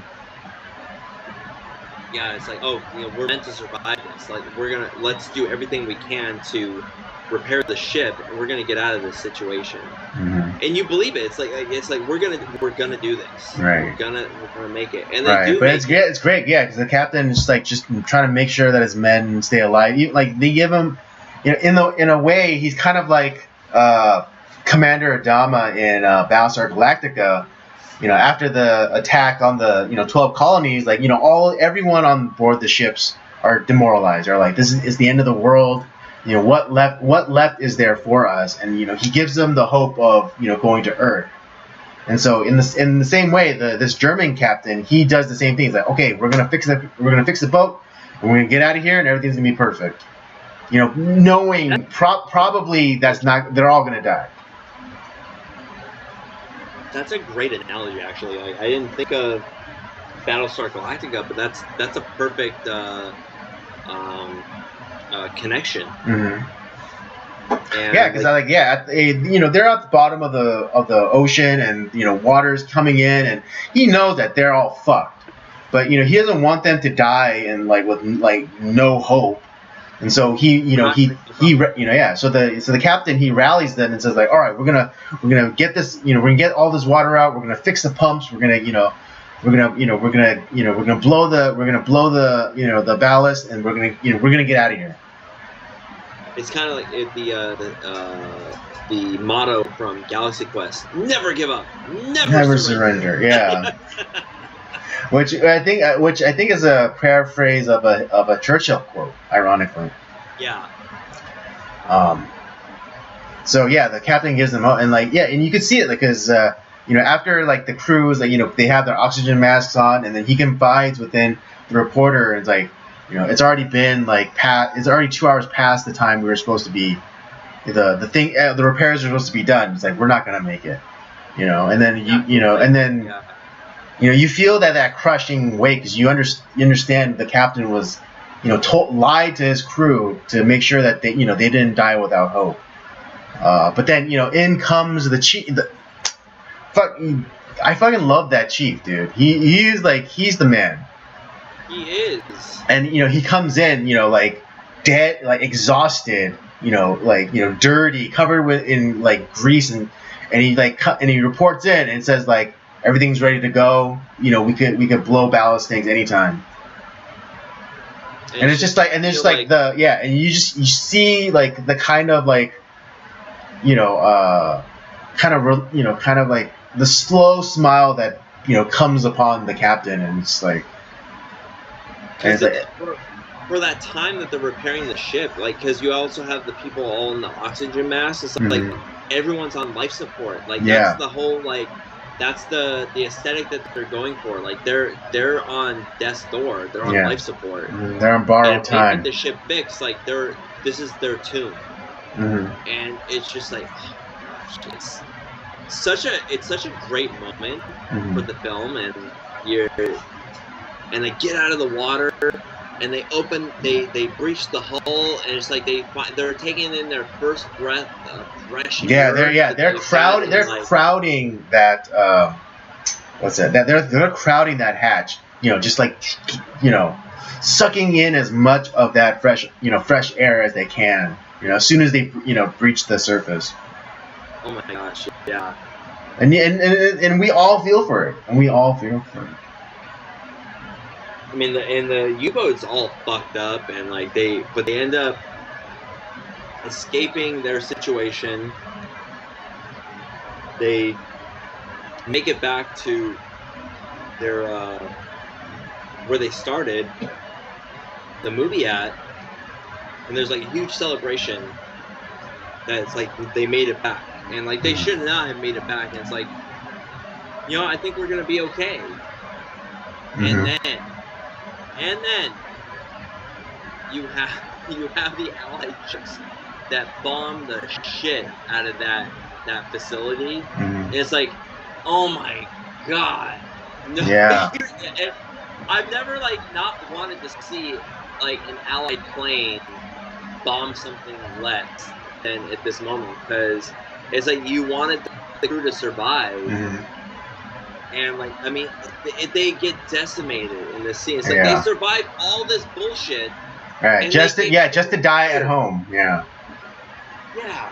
Yeah. Like, and that's why I think this is the end of the war, because those planes are going towards Berlin, because they're not very far from Berlin. Right. They're on the coast. So those planes were on their way to Berlin, or paving a way for the ground forces to go through that town. But yeah, it says it all, on the captain's face, as after the bombing, and he's watching his ship go down, and it's like, it's so bittersweet, because for the past however many months he was on that ship, it's like, I hate the ship, and all I want to do is get off that ship.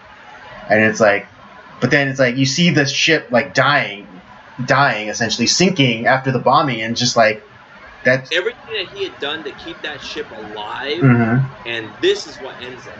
And it's and I think it's also fitting that he essentially dies with the ship.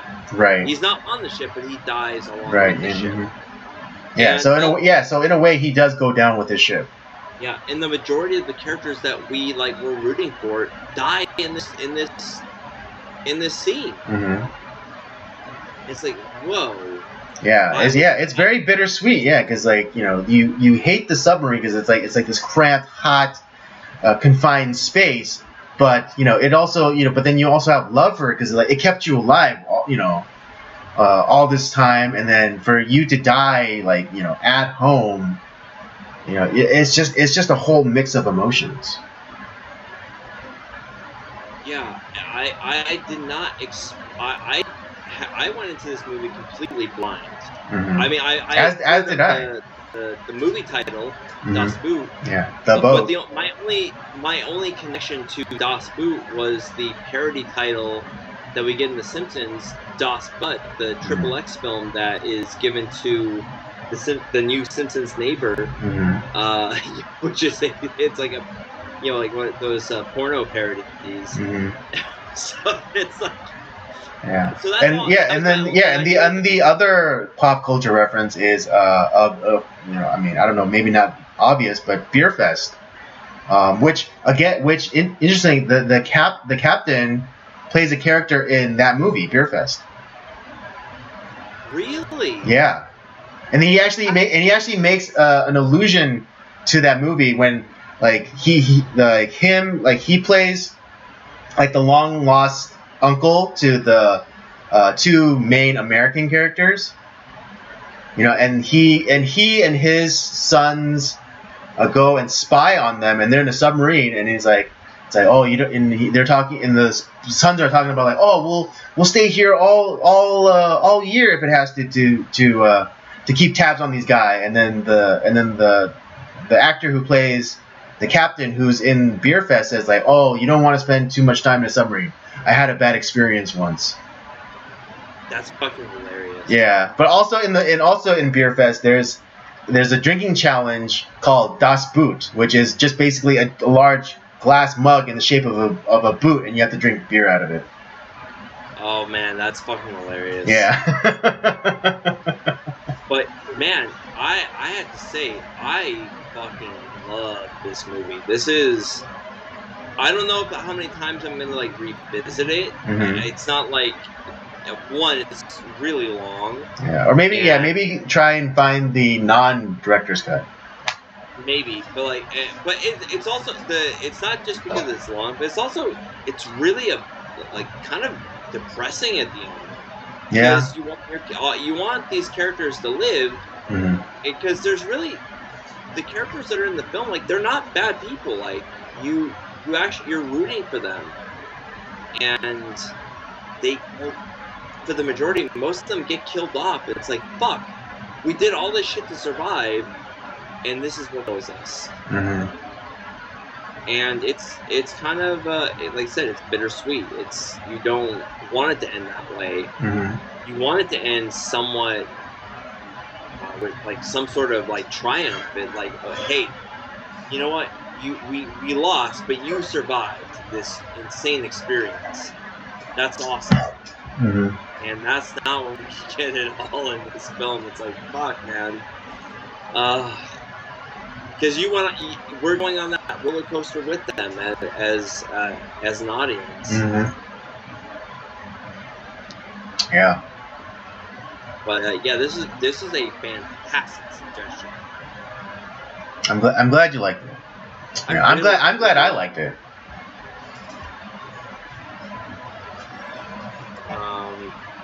But yeah, going into because I did a back-to-back. You know, I had time this past week, so I did watch Das Boot, and right after that, I dove headlong into U-571. And this is also a film I went into completely cold.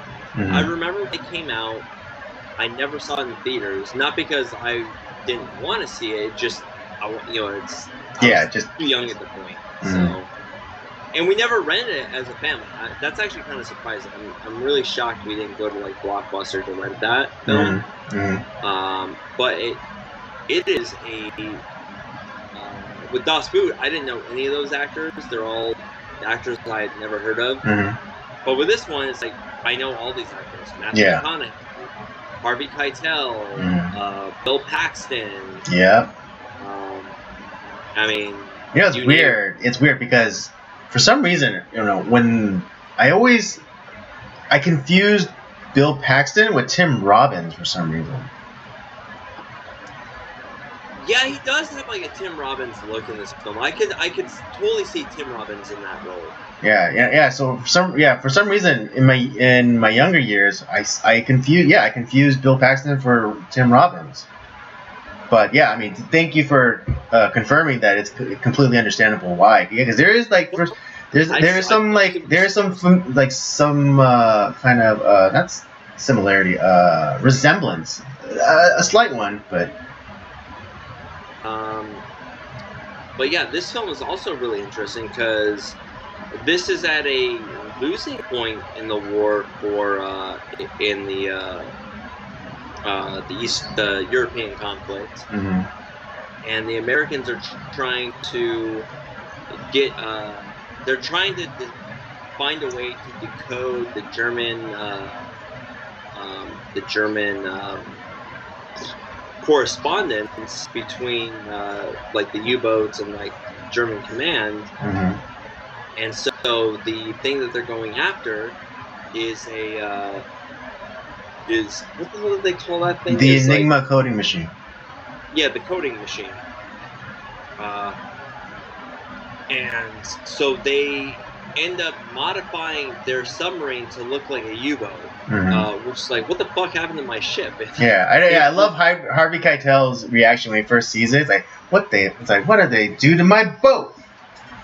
Yeah, Harvey Keitel is great in this film, by the way. I love Harvey Keitel. Yeah, I find that most films that he's in, I'm like, I like his character.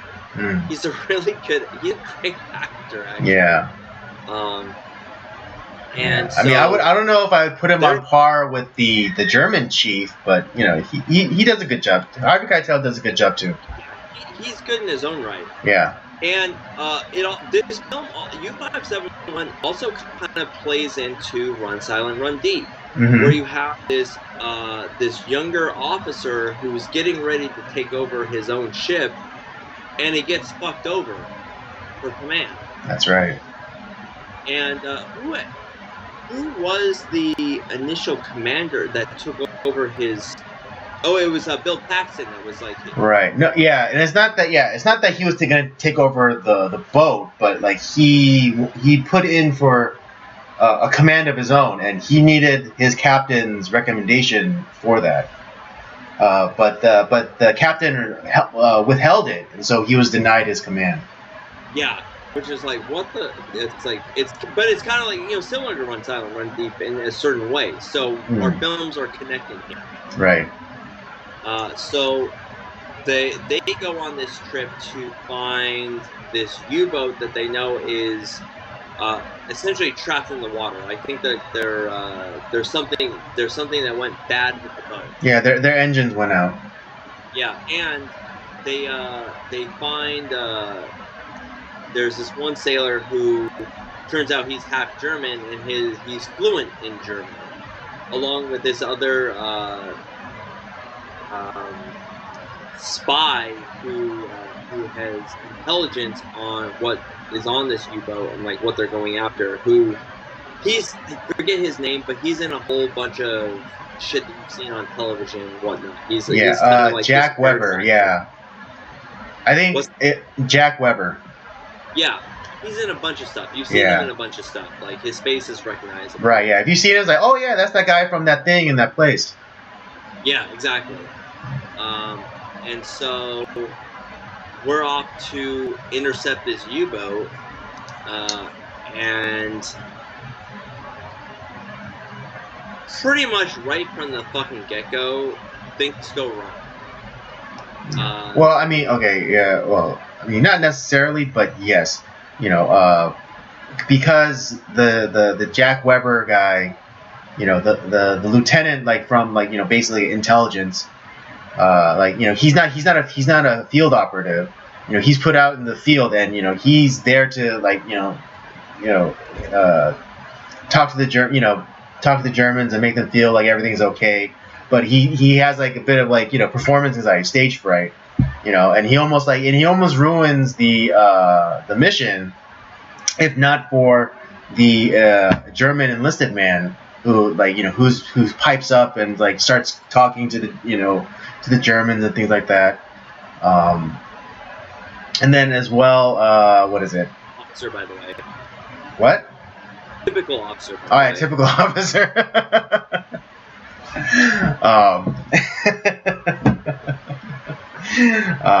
Yeah, and then of course, you know, they are able to capture the sub and everything, but you know, the actual German supplies submarine gets there and, you know, torpedoes the American ship. I think that, like, so here's the thing, because that officer fucked things up. And you know, things kind of went south right from the beginning, and they started firing. I have a feeling that sub was like on its way to begin with, and once the firing started to happen, that other U-boat or that other ship heard what was going on. They saw like that there was action like happening on that ship, and like they heard all the yelling because it's pretty quiet out there. And so... Well, but it was in the middle of a storm, though. Not yet. It was not in the middle of a storm. I don't think. Yeah, no, it was. I remember. Yeah, you know what? Yeah, because like as they were rolling over to the... Yeah, because it was like raining and... Yeah, and like the waves were kind of choppy. I mean, yeah, you can make the argument that the other U-boat heard like the... Well, no, because it wasn't even in the water. But But no, I think the the actual German resupply ship came later than that, and they just saw that there was another ship there, and then they saw that it was like it was like they were taking them prisoner, and that's when they shot at them. Oh, okay. You know what? I think you might be right on that. I think I might have missed right, that. because that German supply ship was on its way anyways, and I think what is it?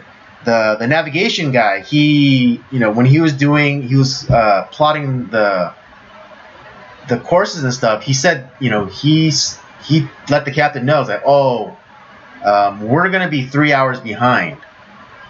Yeah. So I think that 3 hours gave the actual German resupply sub time to get there. Got them there on time to see them taking the German sailors as prisoners.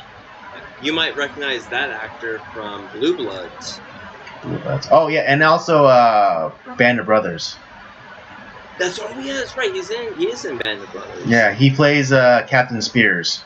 That's right. The one that supposedly shot all the German prisoners.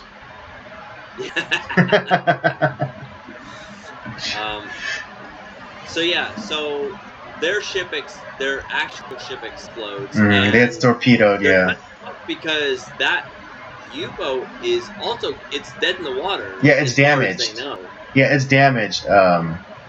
And like it only has like a little bit of life in it, because the original crew was trying to fix it, and I believe it was the chief that said like, oh yeah, we have like some battery and like maybe enough power to maneuver like twice. Yeah. So, and it's just as cramped as that fucking U-boat in Das Boot. Mm-hmm. Yeah, there's a lot.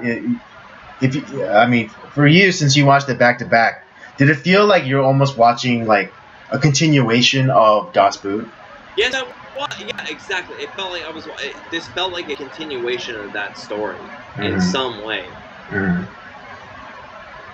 Or like it was like an alternate timeline of what could have happened in Das Boot. Mm-hmm. Because their ship was like, there was a lot of times where that ship was like kind of completely fucked, and they got it fixed. And why couldn't an American crew end up trying to infiltrate that ship for intelligence and get stuck having to operate that ship? Like it totally could have happened. Yeah. And you have Matthew, and it's like, what the fuck is Clark?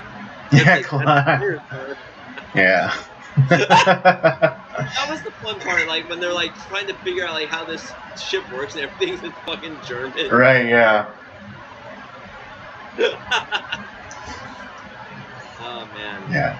But yeah, like so they're essentially trying to escape in this U-boat, and they that's really like but they also want to try to protect their prize, the coding machine. That coding machine, because if the Germans know that they have it, they're going to change the code, and that's going to stop them from being able to decipher what the Germans are doing, the German message traffic. Yeah. And that's like, and it's like, that's, if we can't, we might have to kill ourselves to make sure that the Germans don't change the message. Because what we get at the end of the film is like, this was one of the ships that had stolen one of the coding devices. Right. So this movie doesn't tell the story of a specific like ship or crew, but it's a historical fiction where it highlights events and actions carried out by others. Yeah, but the other 2 or 3 iterations of this were the English that had stolen those German communique decoding machines, and there was one one American ship that did that. Yeah. So this is technically the American ship that was doing that. So based off of that knowledge, in this historical fiction story, is that it was important for them not to get caught with that thing, because others in the Allied forces had started to decipher the code, and if the code changes, it fucks their it fucks the work that they already got done. Yeah. And Patton would be pissed off, but when you start being an ally, you stop being, it's a problem. But no, it's so they're you have that officer who is like, yeah, are you ready to kill off your crew members if we don't make it through the situation? Right. Yeah. I mean, and this is why I really enjoy U-571, because the story of someone coming into their own and and finding the capability that was inside them all along, because it follows what was Matthew McConaughey's character's name? Andy Tyler. He was the XO. He was the officer that wanted his command, but then Bill Paxton.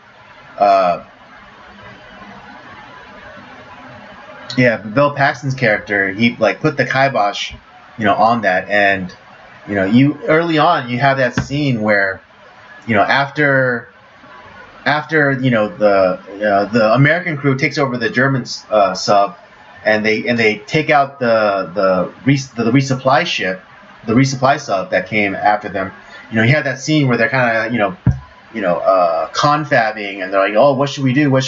And Matthew McConaughey's character, Lieutenant Tyler, he's like, I don't know.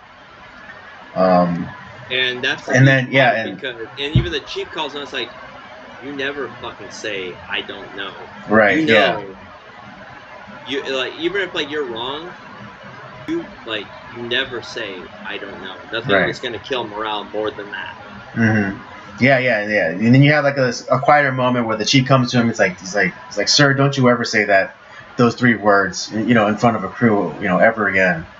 Because the chief has been in the Navy a hell of a lot longer than Tyler has been. Mm-hmm. Exactly. Yeah, and then even there's the crew, they're when they're kind of fixing up the sub, and then kind of labeling things so that they can operate it. Those 2 sailors, they have that conversation. It's like, oh, why isn't the chief in charge? He has more experience than Lieutenant Tyler. And then the chief, again, being a really good chief, cure that shit. Yeah, stow that shit right now. Yeah, that's your commanding officer. Shut the fuck up. Yeah. And that's how it's supposed to go. It's the chain of command. For as frustrating as that can be, it's in those situations when it comes to life or death, sometimes it's something that's going to save you. Mm-hmm. Yeah, absolutely. And in this case it does, because the Tyler steps up and really becomes a good commanding officer, and really takes hold of the situation. Mm-hmm. It's like, hey, listen, we're in a bad spot, but we got to do this, and we this is how we're gonna survive. And they end up having to attack this German ship.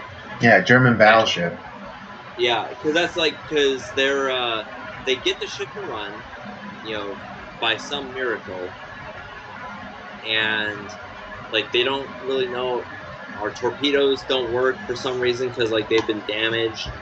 But it's gonna take forever to fix those. But they come upon another German ship who it's oh shit, we're gonna. Yeah, because there's also German airplanes that were coming by. It's wave at this guy. It's just make it. Make it shows it's like you also have the guys like, well, we gotta shoot him. We gotta shoot. It's like, and he ends up having to punch that guy in the face. It's like, you don't ever fucking question me ever again. Yeah, I think it's at that point where like he really gets his shit together and just like, yeah, I'm the like I'm the captain now, and he's the one that devises the plan to like that saves their asses. Yeah, and so yeah, and for that's like why I really enjoyed this movie. There's the German ship that ends up coming upon them. They use the railgun that they have on top of the U-boat to take out their radios, and then they have to dive to get like, it's like, we're gonna try to get under this guy and maybe attack him from a different way. And then we're in the same fucking situation we were in Das Boot, where we get sunk, and we gotta fix the situation. And on top of that, we gotta fix the torpedoes, because like we're gonna come out like from around here. We're gonna. The plan that Lieutenant Tyler comes up with is they dive deep. They squirt out debris. To make it look like they got depth charged, and so that boat's gonna come and check it out, and then they're gonna release their ballast. They're gonna empty to surface, and they're gonna come up several yards off from them, and they're gonna be lined up perfect for a shot to take out the battleship.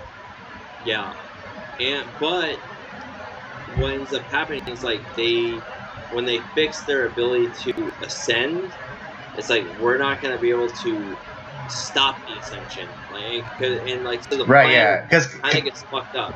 Yeah, because kind of like in Das Boot, where like the chief says like, oh, we'll only have one shot at this and that's it. Same thing, like, oh, like once we start ascending, there's no way of like slowing our descent. So this is an all or nothing proposition. And he has to choose like who lives or dies. Right, because the torpedo is the firing system is still not functioning, and so he has to pick someone to go and risk their lives and ultimately give up their lives, so that the rest can live. And he finally steps up, which kind of is a great callback to the conversation that he and the Lieutenant Tyler and the captain have, because Lieutenant Tyler said like, oh yeah, I'd give my life for any one of them, and then but the captain asked like, oh, like, okay, well, like, who would you choose to die to save your life?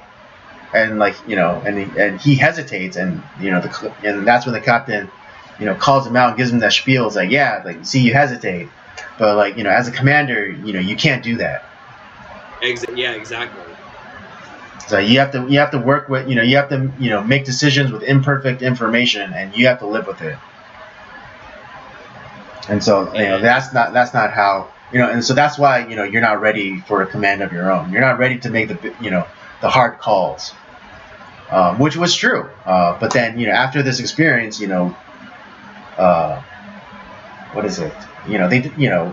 Lieutenant Tyler, like, he fully comes into his own, and he fully becomes the commanding officer that he should be, to the point where the chief says to him, it's like, hey, if it's like Mr. Tyler, I'll go, I go to sea with you any day.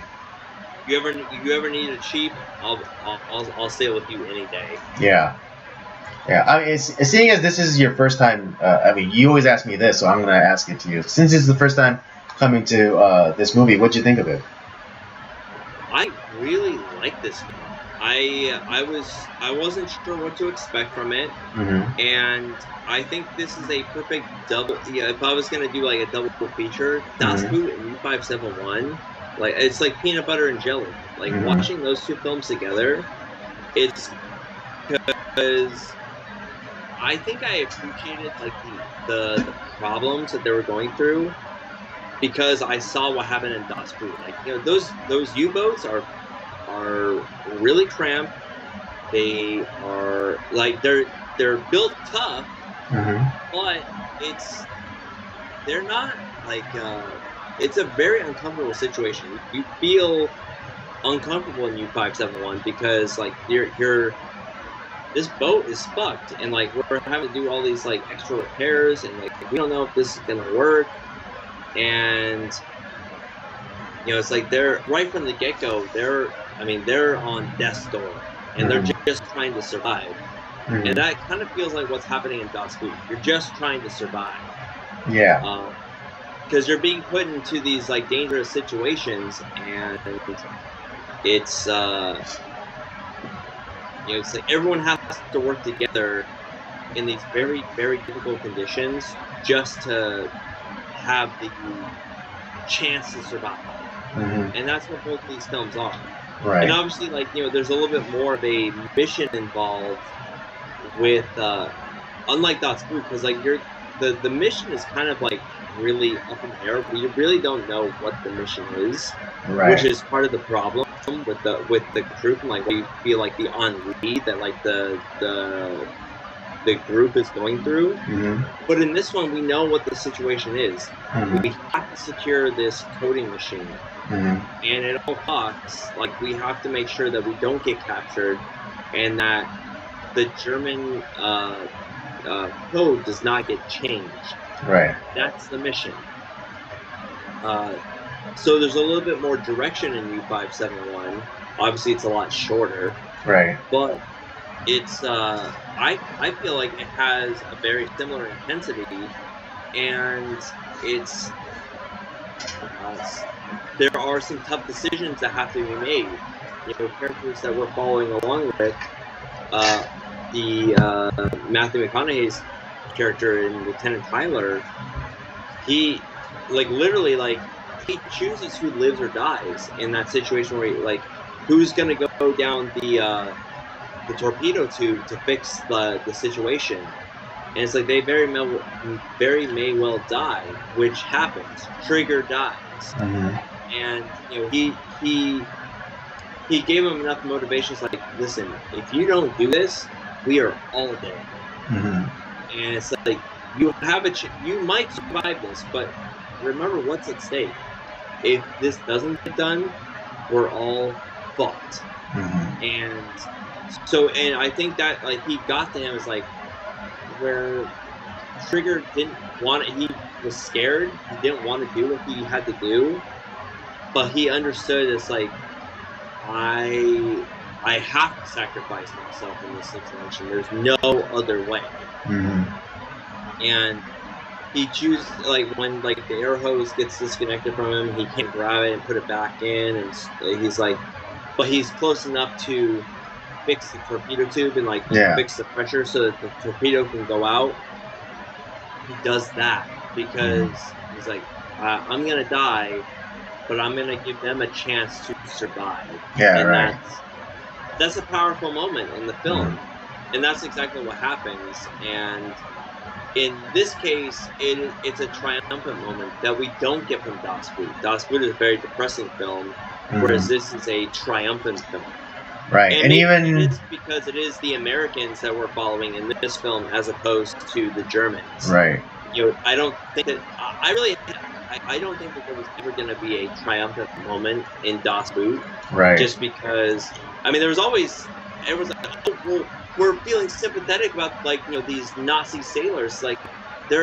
Those sailors were not Nazis. Were they German sailors? Yes. But they didn't buy into the Nazi party. So of course we feel sympathy for them. Right. But we also know that they loot, and that it's probably going to end tragically. Yeah. But with our U.S. sailors who are pretending to be German soldiers for the sake of this mission, they have to survive, but they're going to be triumphant. Or we actually don't know if they're going to be triumphant, but they end up being triumphant. And it's a really good film. Yeah, and in a bit of an homage to Das Boot, I think. At the end, after they're victorious against the German destroyer, and Mr. Tyler gives the sub is battle damaged, it's on its last leg, it's gonna sink, and then he gives the order to abandon ship. you know, and they're off on the life raft, and then you see the ship that they were on, and it starts sinking, and they watch it sink. And I think that's a bit of an homage to Das Boot, whereas in Das Boot, where it was a little bit more of a bittersweet thing, I think for in U-571, it was more of a. I think there was still like some mixed emotions there too, but it was definitely more of a triumphant moment where it's like we completed our mission, and it's like that this was the enemy sub, but we were able to. We kind of made it our home for a short while, and it kept us alive all this time, and now it's like we're kind of giving it a dignified death and allowing it to sink into the ocean. Yeah, and I think both these films are just fantastic, and you get a little bit of different emotions from watching them both, and I really suggest people watch them both back to back. Because I think they're both great. Right. As do I. Before seeing Das Boot, what is it? I know we said it felt. I know I asked you if it felt like a continuation, and you said it did. I think that U-571 might be a spiritual sequel to Das Boot. In what way? It kind of like it's a it's a kind of a continuation, not of specifically of that ship and that crew, but just kind of like if they did a sequel, it would be from they just did a sequel from the American side. Yeah, I can see that. So films are very, very connected. Yeah, so it's not a direct sequel, but I think it's a spiritual sequel to Das Boot. Yeah, because both those films take place at the same time. They, I think it's definitely within the same realm. Yeah, no, these were great suggestions for the month. These submarine movies are so tense because, like I said, it's Coffin. I'll say it. I said it back when I joined the Navy, and I'll say it now. Fuck submarines. Those are I was offered a lot of money to become a nuclear sub-technician for the Navy, and I turned it down because fuck submarines. I don't want to be in that goddamn coffin underneath the ocean for like 8 months at a time. And I watched these movies, it's like, you know what? I made the right fucking choice. Fuck submarines.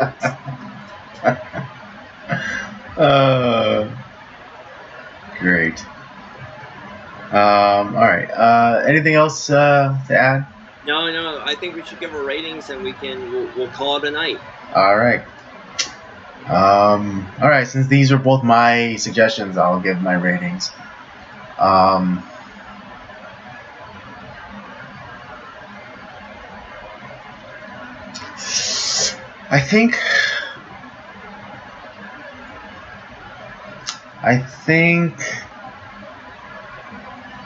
think I'll give these both a 4. Okay, well, why would you say they're both a 4? Because no movies are ever really perfect. But I think for Das Boot, I wish there was a little bit more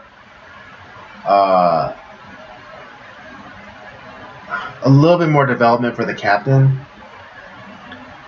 Yeah. Because I get it. Like, he's like the grizzled, world-weary, experienced commander, and he all he's trying to do is he's trying to do his job. But I wish there was like just a little bit more motivation for him. Yeah, because we get that a little bit with like the other characters, like not necessarily like it's not necessarily spelled out, but we get it through the pictures, right? Yeah. it's like, what and we have like the one enlisted guy who's like writing letters to his like French fiance who's gonna have his kid, and he's very concerned because the Nazi party's gonna be like, oh well, he doesn't want his kid to become like a Nazi youth and shit. He wants to kind of go and like live in peace after he gets out. But yeah, there's really not a lot of development on the captain. We like the captain, but we want more of his, like, what's going on in his life. Why is he so grizzled? Why does he? What caused his?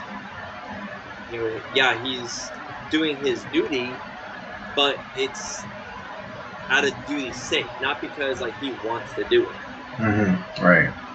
But we don't know the reason why that is. Yeah. What else?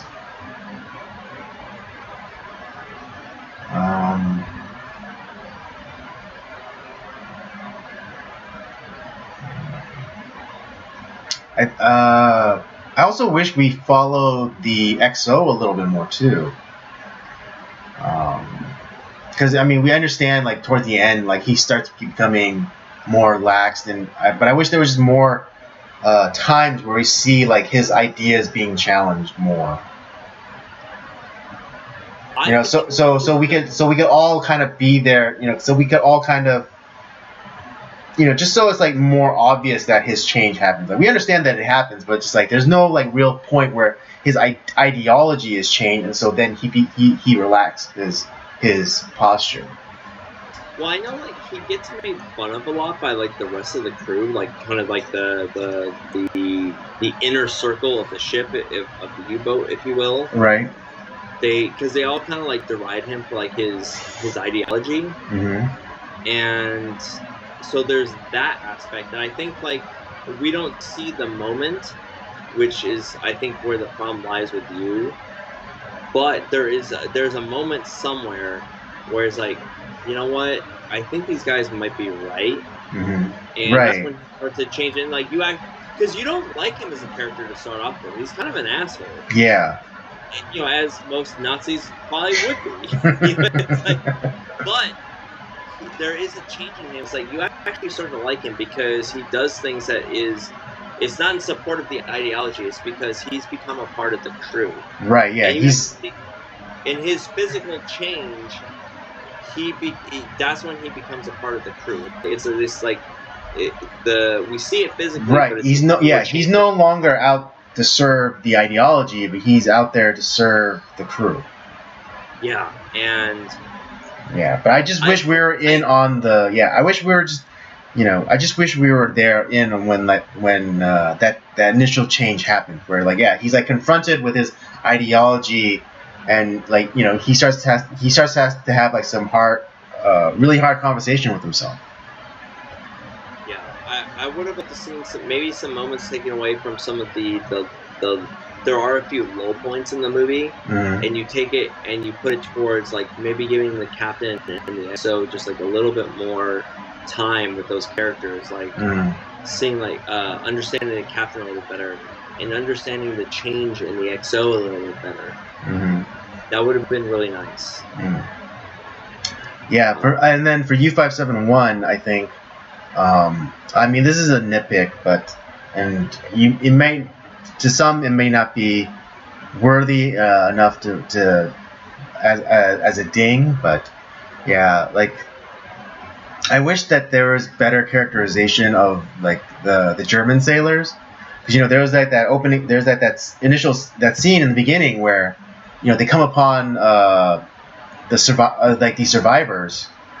And the captain gives the order to kill them, and I don't know, maybe it's because like these sailors have seen some shit, they don't seem fazed by it, and I mean, and if it's like, and if we're to understand that Nazis were Germans, but not all Germans were Nazis. I wish there was a greater range of emotions from these sailors you know, when they were given the order to kill the survivors. Yeah, they felt like it kind of like the more of the cartoon villains, if you will. It's like, oh, well, Yeah. they're the evil. Yeah, and also like, you know, everything was like, you know, Nazis. Like, oh, that's a Nazi submarine. It's like, oh, that's a Nazi destroyer. It's like I don't. Yeah, I mean, at least in other World War II dramas that I've seen, they never explicitly say that. They always refer to as a German ship or a German submarine. Or they call them Jerry's or whatever. You know, like, I watched I actually just watched the original Dunkirk, not the Nolan one, but the original one from the 50s. And it's like, oh, old Jerry over there. You know, it's like, but yeah, it's like, yeah, it's kind of, that was one thing that would be like my knock on it as well. It's like it just felt like the kind of the paper tiger that they set up for these like antagonists. Yeah, there you go. Okay, so I'm glad, you know, I mean, I know we joke around that, you know, saying that we're the same person, but I'm glad we, you know, both felt the same on that issue. Now, these are both fucking fantastic films. Like, my other Das Boot is a little long, but I think it pays off. If you are patient enough, if you can carve out that 3 hours for the film, it pays off. Yes, yeah, I would agree with that. Yeah, it does pay off. And U-571 is not quite as long. It's a little over 2 hours. And overall, that film pays off as well. And for all the reasons that Andy mentioned, and like I kind of chimed in on, you know, I also have to agree with Andy. These are both, they're not a perfect film on either side, but they're really good. And I'm actually gonna give Das Boot a 4.5. And okay, that's fair. The 4 for U-571 because Das Boot really kind of knocked me on my butt a little bit. I was not expecting it to be as good as it was. You know, I'd always heard about it, but like, no one had given. I didn't really know anything about the film other than the title going in. Right. You know, everyone kind of made fun of the title, but like as far as the subject matter, like I never heard anything about the film.